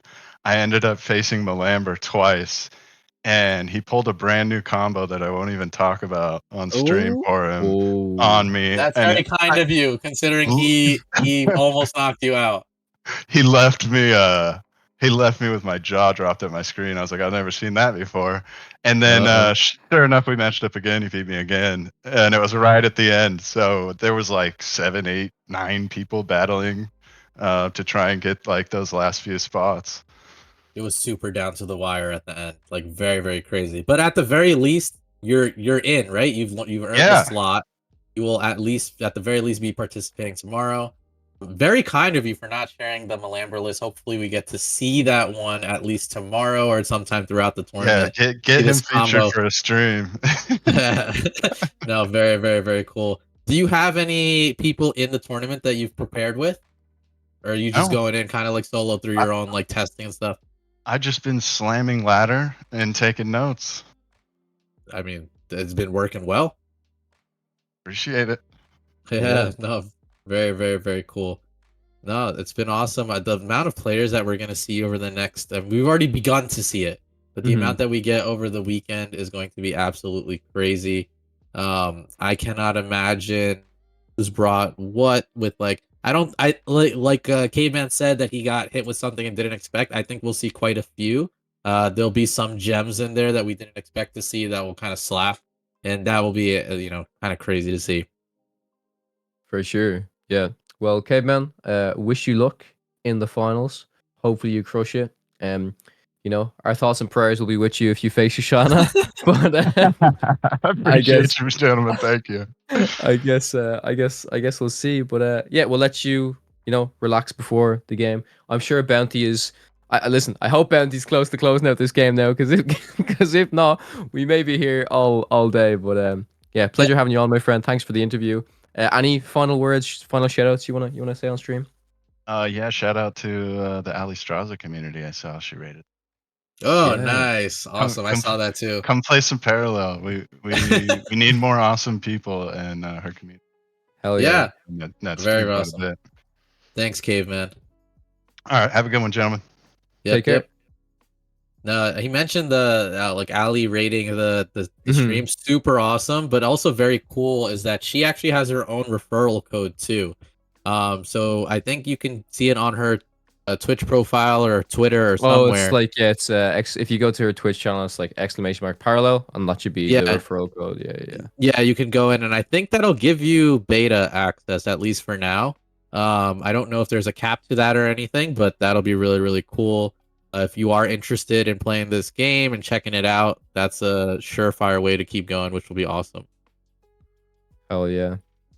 Yeah, I have to also say shout out to Ali's community because I know she's been very much supporting Parallel and sharing it with the community and promoting it. So that's what we need, right? We need big content creators like yourself to showcase this game to 100%. the TCG community and let them Yeah. experience it for themselves. Yeah. Also, shout out to some of the grassroots creators that we have in parallel now, right? Just to name a few off the top of my head. Oh man, I don't want to miss anybody. We got obviously Game Seller. We have Quinto. Quinto does daily streams, which is absolutely crazy. It's And wild. he's the one showing a lot of these decks, and he's a big theory crafter, which is absolutely awesome. We've had Beal on the exhibition matches, and he streams also. Brazy also does. Who else do we got? Bounty. Some of these players that you're seeing in ladder, right? Are I mean, seeing in the tournament, they're also streaming. So really, really cool to see. And some of these players, like man, once Quinto and stuff can get in, some of these guys got gate kept by the Ardent qualifications, but I know they're fierce to compete, so that'll be really cool. Austin White was someone that streamed almost his whole process in the seeding round. Very, very brave and very cool to see. But yeah, the streamers that have been showing the parallel content, make sure you follow it on Twitch also, in addition to that wish list on Steam. There's a lot of people playing and a lot of people testing stuff out, and they are looking for people to talk shop, have some fun. It's been absolutely fun doing some of that stuff. So for myself speaking also while streaming content. So the parallel stuff's been awesome. As much as we can get the big guys like Ali and some of us small fish that are growing alongside the game, I think the scene is looking really healthy, especially with the tournament showcase like this. Oh, 100%. Yeah, I think this event alone is really going to kickstart the competitive scene for the parallel community, which is awesome. And once again, shout out to production. They've been killing out all of these graphics and just running the show behind the scenes. They've been absolutely crushing it, making sure everything runs super, super smoothly. So, yeah, as soon as we get an update on Bounty and X's games, guys, we'll let you know ASAP. I'm sure it's close to closing now, but man, already out of Haven versus Exus and Caveman versus Bran, we had some crazy moments today. Honestly, between the top decks for the burn, the crazy Wong, the ever so close OTK in the opening hand, like man, it's been wild so far. Yeah, absolutely crazy game so far. And only more to come. We got a finals match coming up for you guys soon once we've cleared out this last match here. So stay tuned. We're gonna take a little break and then we'll come back with the final match of the day for you guys. Perfect.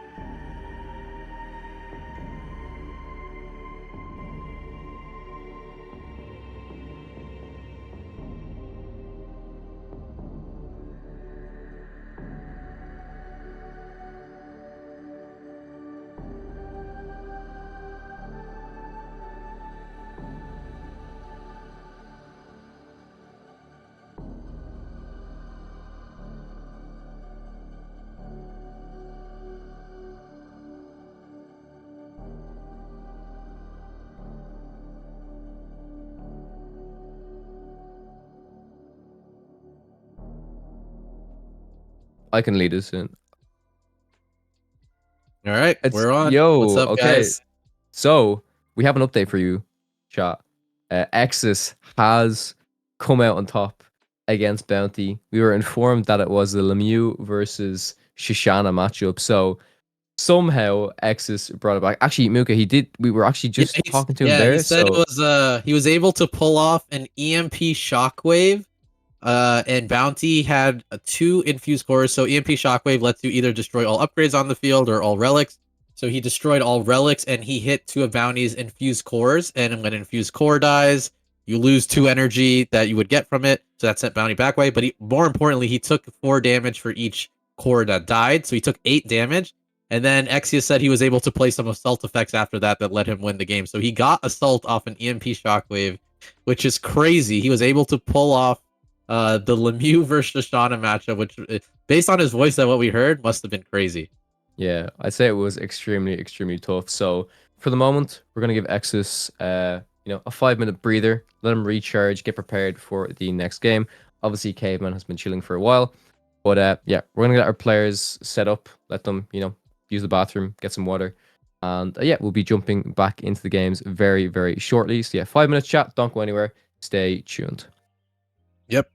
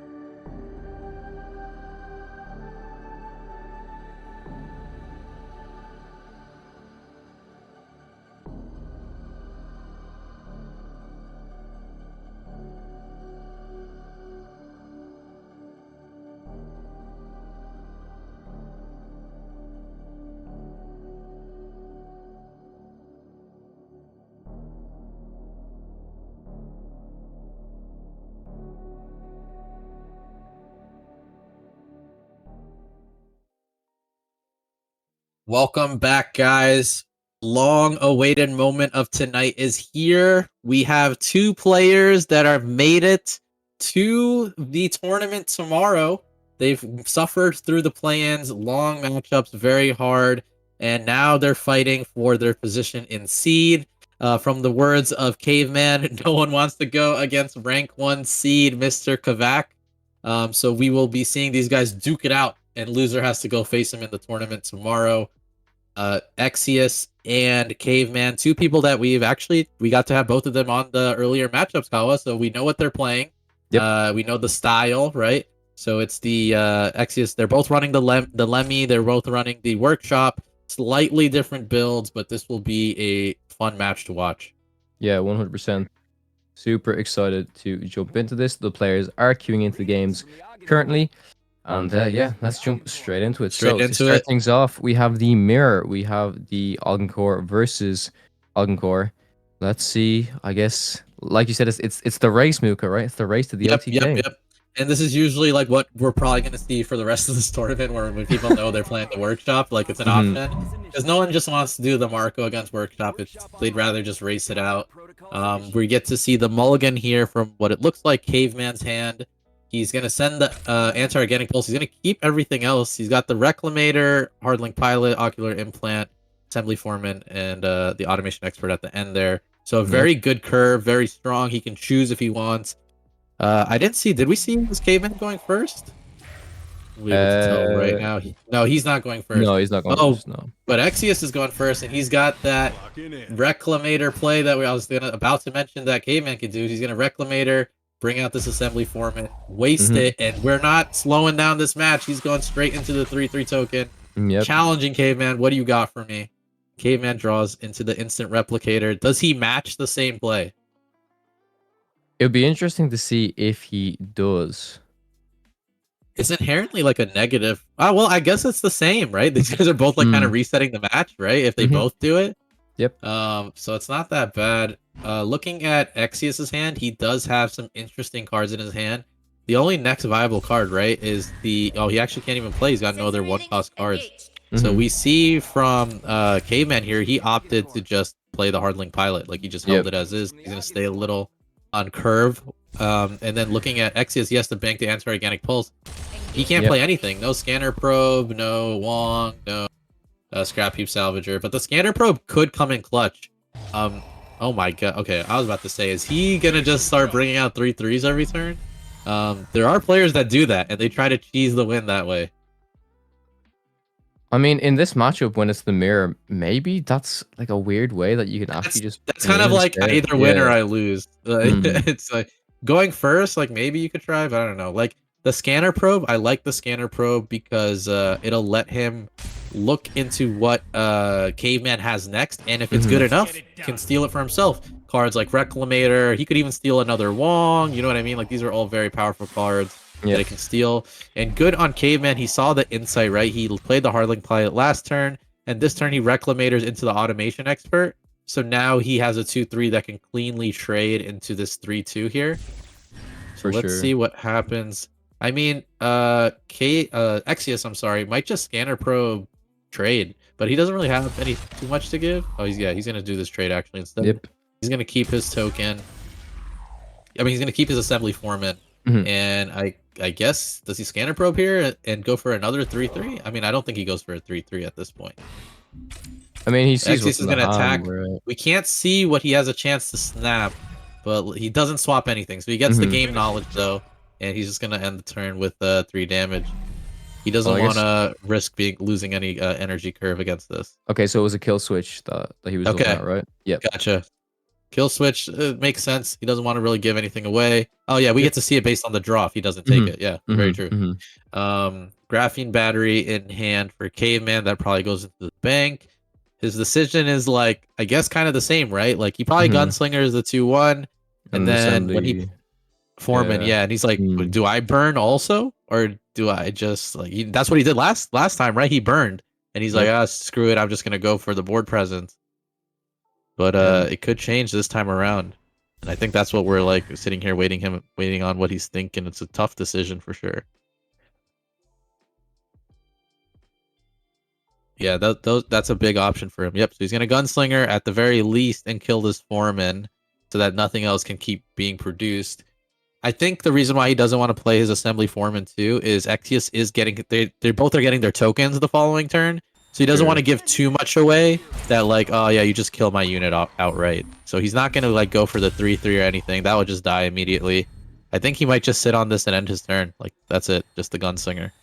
Both these guys are gonna have probably somewhat empty turns. Oh man, he might go for the foreman. All right, if he's doing this, then he's playing the token also. No, he's just leaving it. Leaving it for fodder. I think he wants a unit that can survive with kill switch maybe, or I don't know. Maybe just like force some play that's not as good out of Exius.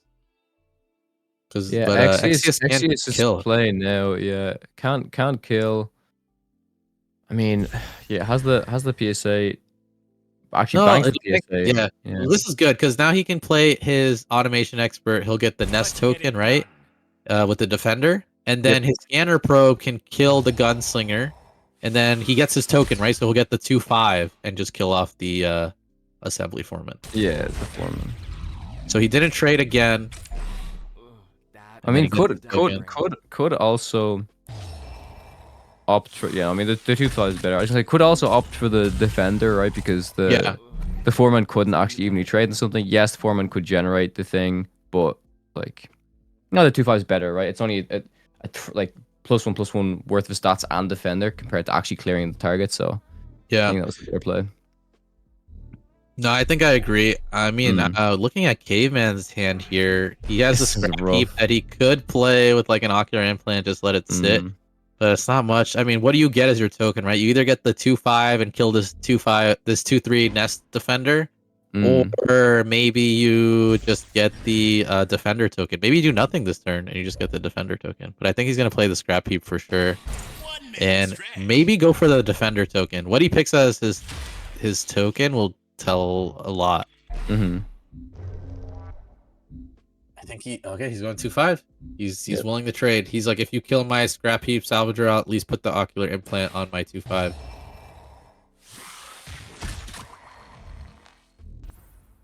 He's going for the scanner probe. I think he's thinking about the scanner probe. I think the scanner probe is not a bad choice. The Nestor is probably better. Oh my god, 3 kill switches from this guy. That's why Exius is like, you can keep that. I don't need it. Yep. With the scanner probe. The scanner probe, it hasn't stolen too much, but it is giving a lot of information to Exius, right? He knows there's 2 kill switches in his hand. He's like, do I deal with that now or not? There's kind of like decisions to be made. Greetings from the Argon Core. Very, very tough. I think at the very least, he trades the automation expert and his artillery juggernaut token into the scrap heap salvager, because that way he can mitigate at least a kill switch salvage. He only has to deal with 1 kill switch. And even getting his 2/5 killed might be annoying. And he doesn't swap again. Caveman must not have the best draws. Yeah, and we're gonna see if the draw is. Oh, he doesn't trade into the salvager. He just deals face damage. And all right, so Caveman draws into a hard. This works with kill switch. Yeah, sure. But I can understand why. Defender. I can understand why. Actually didn't want to swap either, right? Yeah, I don't know. I mean, if he knew that there's a kill switch in hand, then you can argue that you can steal it. So then you're like, okay, he knows. I know there's a kill switch. This is a turn 5 play. I can at least stop that from being annoying, because now he can salvage the kill switch from the hardling pilot to the scrap heap salvager to this 2/5 token in a perfect world.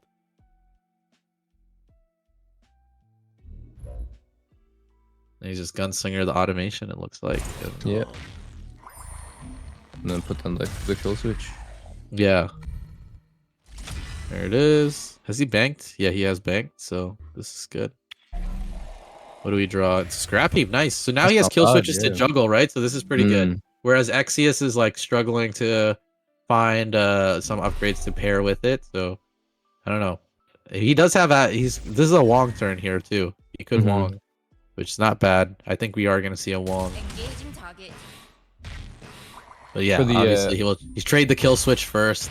But it's going on to the scrap heap salvagers though. It's almost like it's just another salvage. It's like, what do you? If you play Wong here, it does die. So maybe he doesn't play it. Let's see. Yeah, he wants to draw. Probably, I don't blame him. Needs to draw. Needs to draw for sure. Yeah. All right, let's see what he picks up from this. It could be up to 4 cards with Core. You literally could draw a whole thing. 1, 2. Oh man, just 2. Not the worst, not the best. He already banked. It would have been nice if he didn't bank.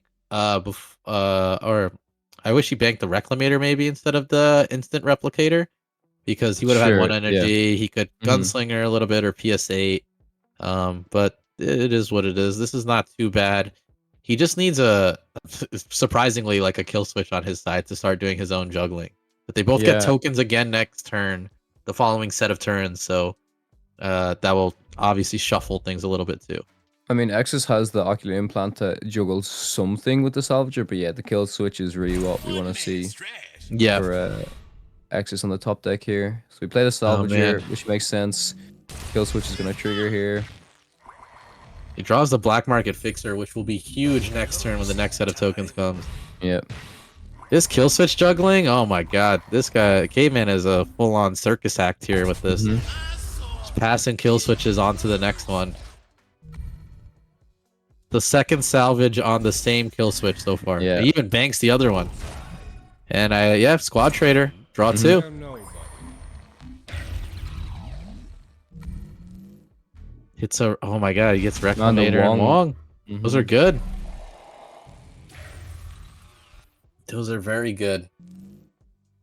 Oh man, there's the kill switch for Exius. Not too shabby. He could just play it and force it the next turn, or this turn, and kind of force Caveman to also trade. It's not a bad option, considering he also gets a token this turn.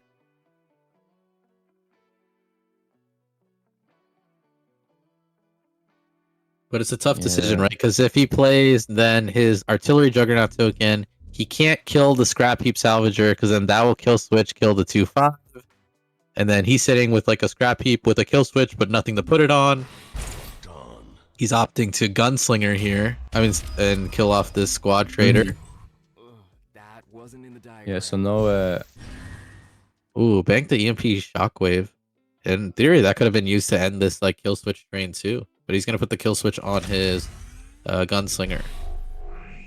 Sure. And I guess the 2/5 kills the 2/3, right? That's going to come out. The 2/3 kill switch kills the Gunslinger, or kills the other 2/5. But then there's at least a Gunslinger that can kill whatever else comes out. I think that's what goes down. Yep. So there it is. Yeah, it's going to be this, and then...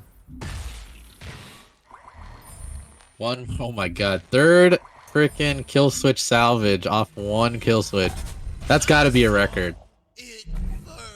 And we could have had even more if that other kill switch didn't get banked. But... Yeah. Oh my gosh. All right, so Exius, he did draw into the Squad Trader. Yeah, I think it's gonna be Wong on Caveman side here. He just got to make sure he trades first so that he doesn't get kill switch. Yeah, but I think so. He's considering what to bank. I mean, like at this point, the Reclamator is not that huge unless he has like some big power play that no one was expecting. But they're already at the energy that they can start like doing their big moves. So I think he's going to just he might Gunslinger then Wong, I guess. Yeah, he's gonna do it this way. Get the 2 damage in.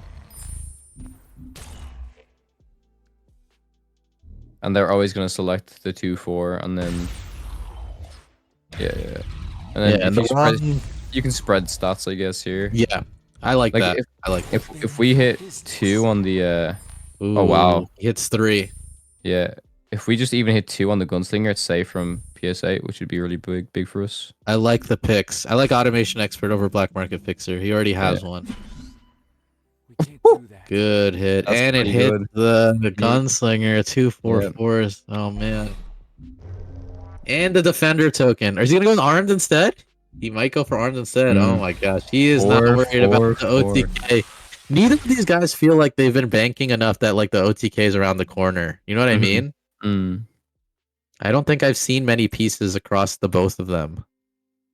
Exius, I know, has 1 instant replicator.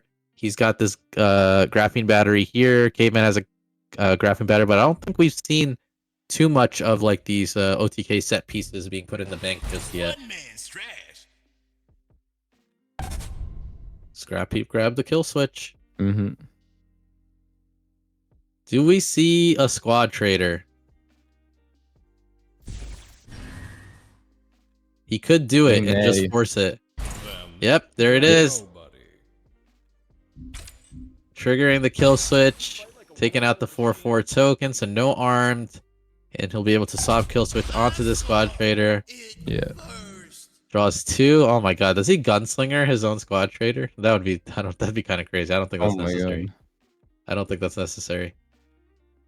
He's looking at it. I feel like he's like, do I do that? I don't think he needs to. I mean, he could do it, but then it's like what? I don't think you get. I mean, like, you limit 4 damage to your face, so maybe that might be. Okay, he decides not to. All right, another scrap heap coming out from Caveman in the draw. Do we see more kill switch hopping? I don't think we can, right? We've seen all 3 kill switches already. No, but it's in the waste. What I mean is like he can. Of course. Salvager. Yeah, true. But obviously he doesn't want this squad trader going off, so he'll probably be hitting face at the very start here. Yeah. Oh, is he thinking about graphene battering one of his units? No shot. Oh, he's not banking the graphene, so why is he banking? I don't think so, because he's deeper into his deck than X is here, so I don't think that's the play. Yeah, he's just gonna go for the kill switch, put it on, and he's just gonna hit face. Assembly foreman, get a defender. Or automation expert, yeah. Sorry, thank you. Yeah, it's all good. We've seen those 2 cards so many times now. So much. Yeah. Oh, he grabs the arm token instead here, the 3/2 arm token. Pushing for No, he's not gonna do it. He's not gonna do it over the battery. I was like, oh my god, no way, no way, no shot. Oh he's doing my god. But he didn't go for a defender. Why did he do it? Is he gonna wait? Why? I'm confused. Why did he do it with the board that he has? Oh, he draws into Keth. Wait, this is Keth. He grabbed me. Why? Hold up. Do we know how many graphenes? No, then he should have gotten the Nestor token. No, but like, do we know how many is in the bank already of? I don't know. Battery? I know there's one in there. I mean, if there's one on Keth, what's that for? That is 12 damage. Yeah, okay. Right. 2 plus 4 is 6 times 2 is 12. Yeah. Wait, but why'd he do that? I'm so confused. Yeah, instead of the defender, right? Wait, so how does he still get to salvage? Oh, I guess because the units are dying left to right from graphene? But he's gonna get kill switches off.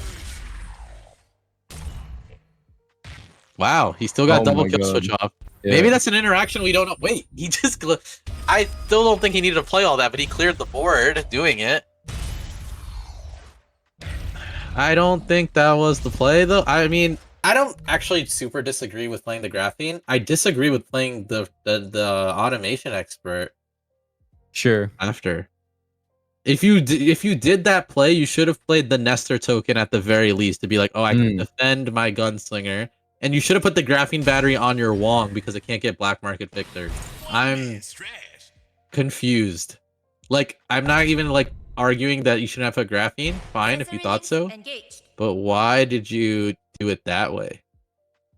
Does he have maybe he's like close to OTK and he's like, maybe we're not seeing something. I think there's only one in there.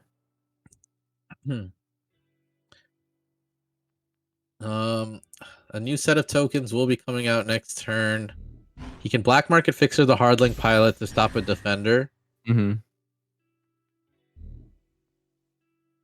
Oh man, he might just go for the master poisoner, but that would die next turn. Not to say he can do them all together, right? It's not that. And he's just gonna AOP. Really? No hardlink pilot. He does not want hardlink pilot on the board. And he will just see, is there another defender on this board and I can black market fixer it. That's the thought process, I think. I mean, I don't think that's if that's your play, then you might as well Black Market Fixer this turn, Anti-Organic Pulse next turn, because then the token will be out.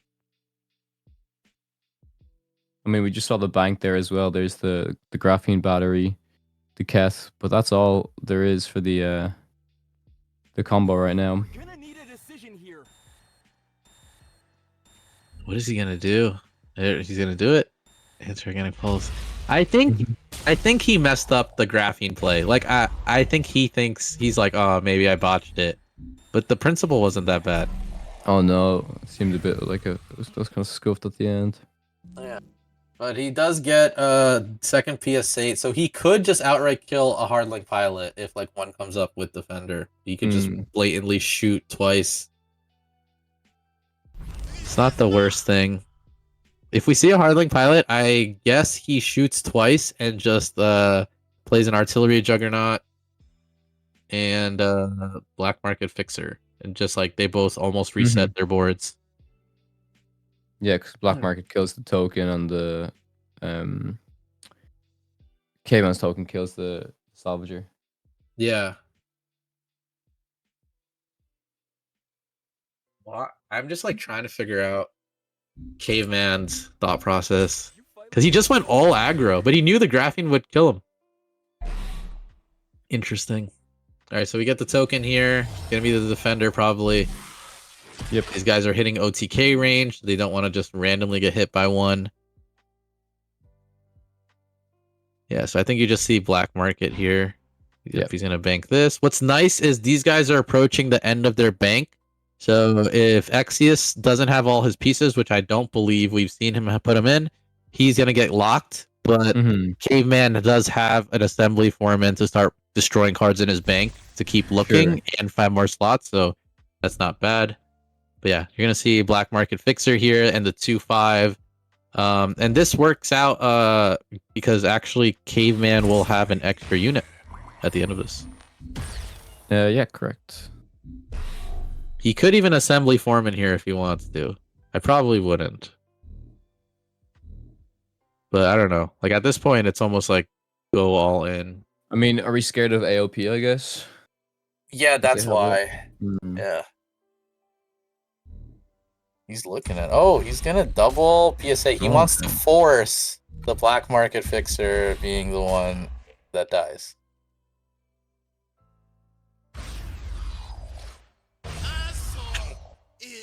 Very, very interesting. Sure. Locking in. No, on X's side, we can see that there is a Black Market Fixer for Caveman's token. Yep. Reclamator goes. Sure. I always like that they get rid of the Reclamator or something to not give out any information. But yeah, he gets a token also. And like you mentioned, there is a Black Market Fixer on Exius's hand. He also has a PS8 launcher. So he can clear out some of this board. There's another battery. Woo. Battery for both players. Hopefully he does the Caveman doesn't throw down another unit. 8 cards in hand, 8 cards in deck to 12 cards in deck. These guys are down to the wire.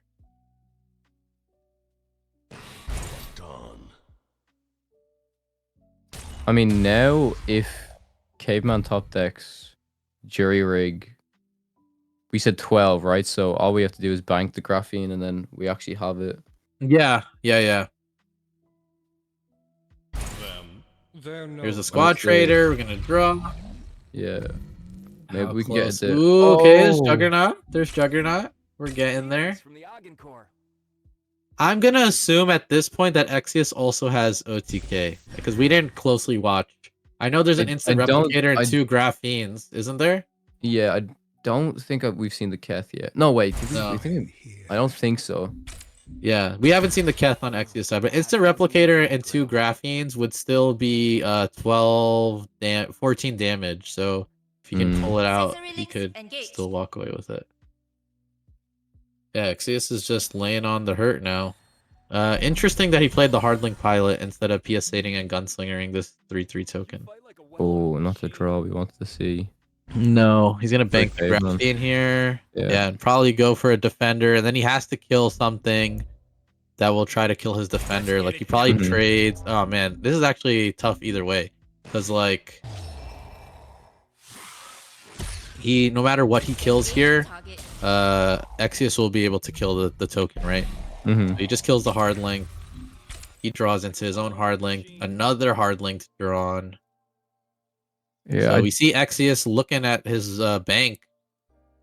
Does he have it? He's I don't think it's game yet. Well, you said 14 if there's no Keth, right? Yep. Wait, he's playing. He's gonna play it, so he probably has it. We might have missed it. Yeah. Let's see. Let's do math. Is this game 1 going to Exius? 14. Is there a Keth on there? Oh, he has an instant replicator also, so that'll bump it up to 18. Yep. So that's it. That's it. Yeah. So there was one instant one graphene we missed. Yeah. We missed. Oh man. Like I said, a race to the finish. Caveman having advantage and then doing some awkward plays. I'm actually I see the stream. We're on a delay. I'm about to see the play in question right now. With the graphene, but that was one that was kind of tough to see. But we're gonna pretty much go straight into the next match with these two. They're gonna be hammering away, but really cool matches so far. Fun, tough decisions. Yeah, I think I know you felt that the using the graphene on Caveman's side was the wrong choice, but I'm not even gonna argue it was the wrong choice. I just think the way he did it was the wrong. Like if you're gonna commit, like the way he. You wanted defender, right? Yeah, you wanted defender. Yeah, I wanted defender and I wanted the graphene on the Wong. Like at least like make it hard. That like I'm committing. If it's on the left, right, it only affects one unit rather than multiple units when it dies, right? No, it doesn't matter. It's not positioning. Yeah, never mind. Yeah, but because it was not on the because it was on a 1-cost unit, Exius, if he didn't see a clear sight to kill it, he could have just black market fixered it. Sure. But he actually, because there was no defenders, I think Caveman like kind of fell into that position by accident a little bit because he didn't have any defenders, and then he graphene, then it was just like But all right, we're on the second match here. Exius has to go into the Marcolian versus Caveman, sticking to the workshop here. Like I said, no one wants to do the mirror match with Marco. Well, I have to say, I'm personally a fan of Exius's Marco with the extra I feel like his Marco. Mm. Yeah, I feel like his Marco is the most set up for the Juggernaut matchup. Yeah, I agree. As far as what we've seen so far, just straight to the point. He's not even playing Lancer Tank because he wants to get it so bad. Caveman's starting hand is double PS8 launcher, the Squad Trader, the Graphene Battery that went to the bank, and Anti-Organic Pulse. And then looking at Exius, he has a good starting hand as well. Yep. Double PS8 launcher, the Longbow Personnel Carrier, Trigger Happy Trooper, Heavy Weapons Team, and the Determined Assault. 1 PS8 went into the bank there and deal damage. Very strong play from Exius. But Caveman has answers. The only issue that I have with this is when people usually have like these responses, like the PS8s and the gunslingers and stuff, it does eliminate the board, but it's almost feels like you're not really adding presence yourself, right? I agree. So, when you have the Marco matchup with a hand like Exius, right? Like sure, you just lost your opening play, but now you have, you can Bannerman into PSA, you can Bannerman Heavy Weapons Team, like you can do a bunch of things. He probably Bannerman's PS8s because that's pretty strong. There's not much that outright will kill that. He has the Determined Assault for the next turn. If he has to kill like a Nestor token from the Automation Expert. But yeah, he has options available to him. 2 longbows in hand. What he banks here will be interesting. I mean, he's gonna bank the Bannerman. Okay, so that's something I was not expecting. Interesting. He's gonna play this Heavy Weapons Team to guarantee his assault. Sure. He's gonna play this because no matter what comes out of Caveman's board, you cannot kill this Heavy Weapons Team, and I will be able to get assault and start longbowing you. That's a good play. That's fair. I mean, that's why Heavy Weapons Team was in there in the beginning of the game. not in the beginning of the game, but like beginning of when Marco was seeing a lot of play, heavy weapons team was the go-to one drop because as defenders came up, that's fine. I can just get my armed from the heavy weapons team. So this will work, and usually players don't want to kill the heavy weapons team because it can't attack itself, right? Yeah, So they're like, oh, this is a waste of my time. But Caveman has played a lot of Marco, so I'm sure he knows I need to get rid of this thing ASAP. He's just trying to figure out like, what do I even play right now? He's gonna go for the hard linked here. I think he's thinking about just blind squad trading or naked squad trading. Yep. So he's gonna do it. No card draw, but he wants to pressure this. He does not want this to go out of hand. Gunslinger drawn by Exius, but I think he's just gonna go for the longbow here. Yeah, I mean, he could Gunslinger and then Crimson Fleet Machinist. But yeah, he's gonna bank the Machinist. This is the longbow. He banks the Machinist because he's already gotten 2 longbows. He doesn't need to search a third one at this point. He feels like the other cards in his hand are a little more better for him. Okay, Gunslinger's not a bad pickup, I guess. We can clear the board a bit. I was gonna say for Exius here, this is a super powerful play for turn 3 longbow, turn 4 longbow, and then turn 5 Lemieux. Like you could just go crazy, right? I think he's gonna lose his heavy weapons team though, possibly. There is a token coming out this turn from Caveman, so he's gonna PSA and kill off this he's just killing off all these units. So he's not gonna kill the heavy weapons team here. Or I think that's what he's deciding actually. Do I kill off these units that can trade? Or do I just kill the heavy weapons team? Oh, so Alright, so he clears the tokens. Yep, it is still a trigger. Very interesting. He chose to keep the heavy weapons team. He's going to go for the defender token here. Yep. Yeah, and I think you're just going to see just another longbow. Oh, you could top deck. You could see Black Market Fixer. That's not a bad option, but it's like you're still going to lose your heavy weapons team a little bit, so I'm leaning on the longbow gunslinger. Gunslinger kill off the squad trader, and that way you can keep your heavy weapons team alive into turn 5, which will be the Lemieux turn if he needs to. So I think I like the longbow gunslinger. Let's see what he decides. He's looking at that Black Market Fixer like it's juicy. Wait, he's hovering over longbow. Here comes the longbow. Getting us 2 tokens, and the gunslinger will probably kill off the squad trader here. I mean, it's better because I feel like it's better with Lemieux, right? Oh yeah, this will be good because he gets Lemieux next turn, very very strong. And he's holding on that Black Market Fixer for the next token, which is like also very strong, right? Automation Expert drawn. Oh man, do we see a Master Poisoner come out of Caveman and just like trade? That's not that good, but like it doesn't feel good on his side. But he's like, what if I need to get rid of assaults? He's not gonna do that. He's probably gonna Automation Expert here. What's nice? Yeah, that works out really well. Because Caveman attacked with the 3/6 first, he gets to at least have 1 longbow with 2 health. I think if he attacked differently, he would have had a less health on it. But he's gonna go for the Nestor token. He's not dropping the Elvix anymore after that last game. He's going for the defensive. Draws into Scrap Heap Salvager with no upgrades, unfortunately. Lord Harf drawn by Exius. I mean, I think we see Harf here. I mean, sorry. Lemieux, right? Lemieux. Yeah. I was like, wait, we see Harf? I was like, what? No. Lemieux killed the 3/6, and then he can trade up this board as necessary. It's not too shabby. I think he's trying to work out, like, oh, is it better if I just Black Market Fixer the 3/6 now? But there's not much to trade with, so I think you definitely consider Lemieux. He's also what do I bank? Yeah, it's worse because you lose your board for the Lemieux, I think, but then you can save it as well. I think this is the biggest board we're gonna have for at least a little while in this game. So the Lemieux probably makes sense in my opinion here. We get something back from the waste as well. What died? I mean the There's no upgrades. Yeah, sorry. Oh, sorry. We're talking about the Lemieux pickup, right? Yeah. He could grab another longbow. Oh, true. Yeah. That would actually not be bad. Yep, so here's the Lemieux. Yep. Here we go. 3-6 dead. With longbow, Grabs like the you longbow. said.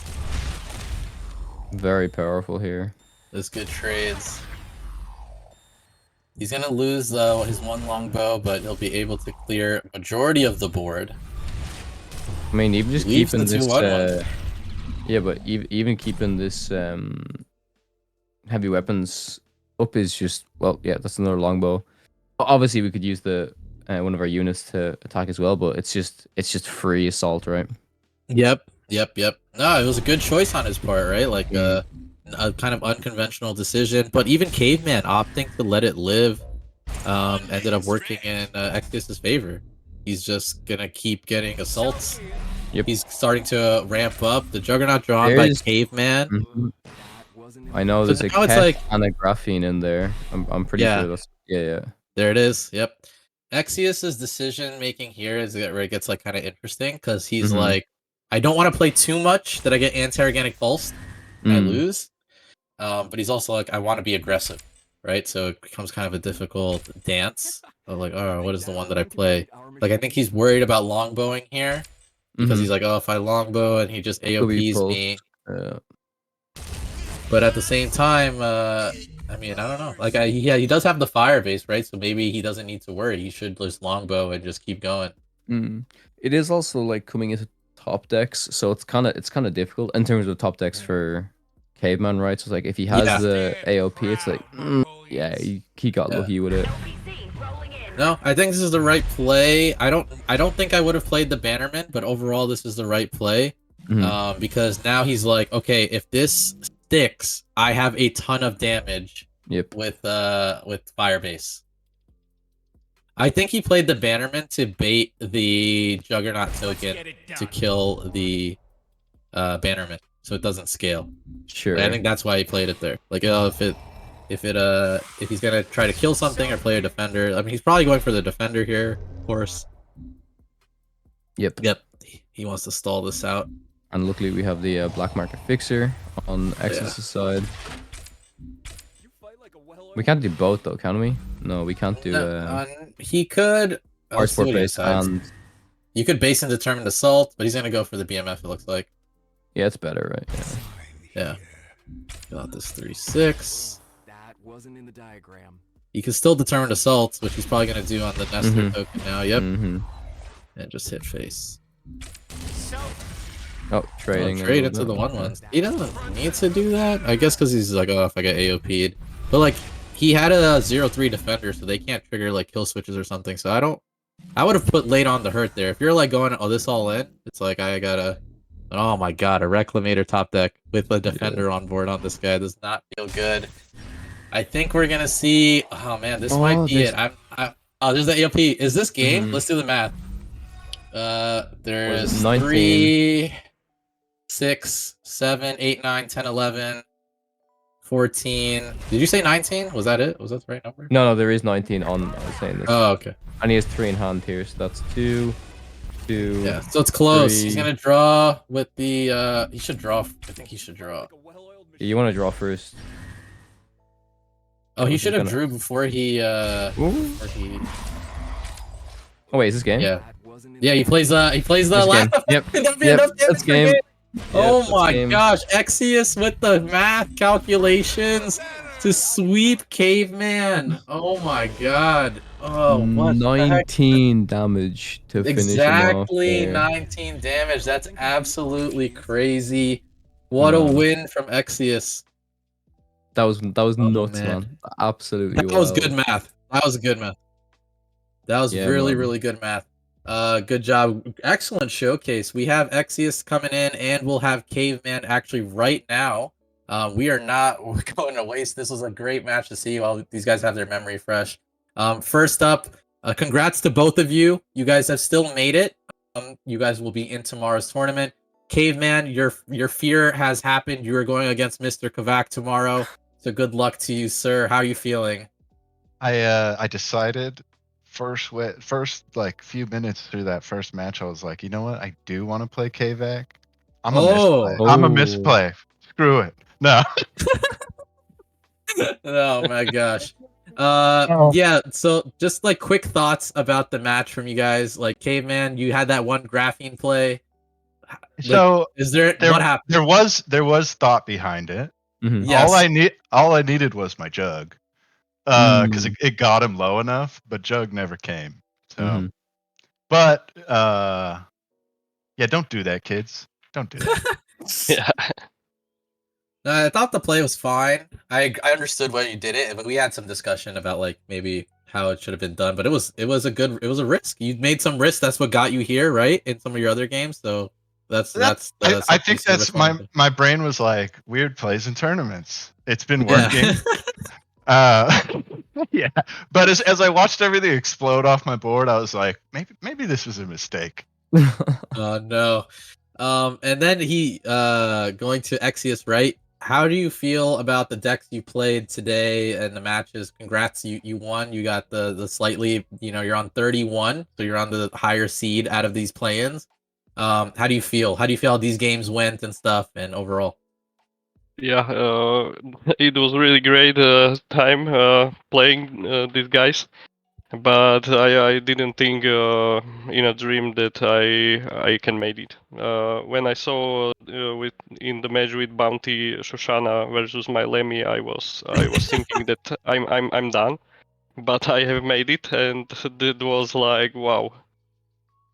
Yeah, This man. No, it was Congrats. You these crushed it. games with Caveman, this was like kill, and I was like going whatever.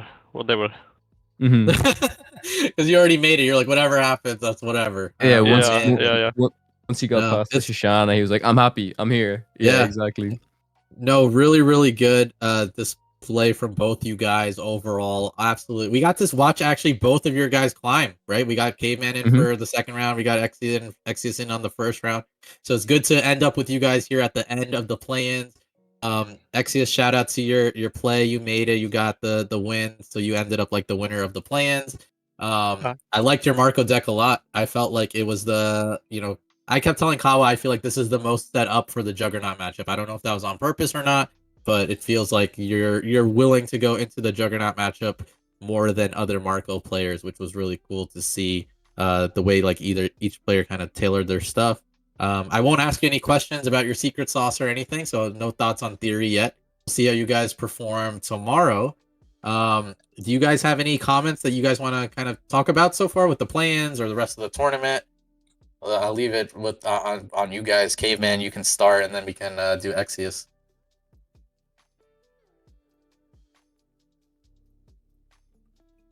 Caveman? Did we lose Caveman? We might have lost Caveman. I was muted. No, yeah, Sorry. I was talking no, you're good. Yeah, so first shout out to production and the casters. This tourney's been awesome from a viewer standpoint. And then also shout out to whoever has been working on this tournament app. It is buttery smooth and I love it. No, it's been very, very good. Awesome. No, I think that's super sick. And thanks for the love. Exile and Game Seller teams have been working with the Echelon team for it's been months, guys. So the production only shows for it. It looks absolutely beautiful. So shout out to them. And then Exius, up to you, man. Any closing remarks? Yeah, I just want to thank you all for making this, and I have a really good time with you. And this app, yes, it's really better, better than community gaming stuff. I really like this, and I look forward to play tournaments with this No, kind. super, super sick. Thank you, man. Yeah, Kawa, any last words from you before we close out? Yeah, just wanted to say thanks to everyone involved with the organization for Ardent, Caveman, Exodus. Congrats once again. Before we end the stream, we are going to take a look at the schedule for the rest of the weekend, which we can have a look at now.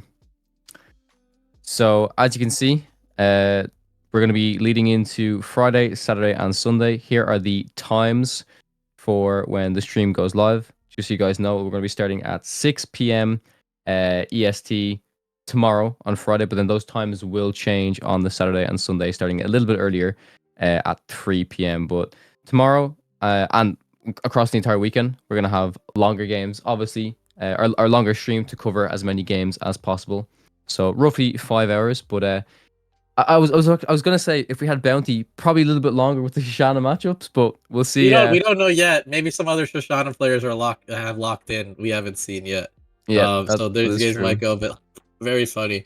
And if you enjoyed the coverage over the exhibitions, right? You've had Kawa and I, but you also had Rai and Orphan. Well, just your luck. You got all 4 of us coming onto this weekend.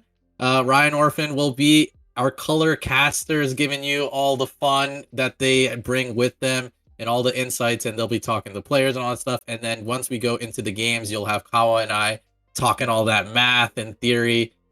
So super, super excited, super stoked lineup, and the tournament has been an absolute blast. Thank you for coming in during the exhibitions. Thank you for coming in during today's play-ins, and we will see you tomorrow for the start of the Ardent Arena tournament.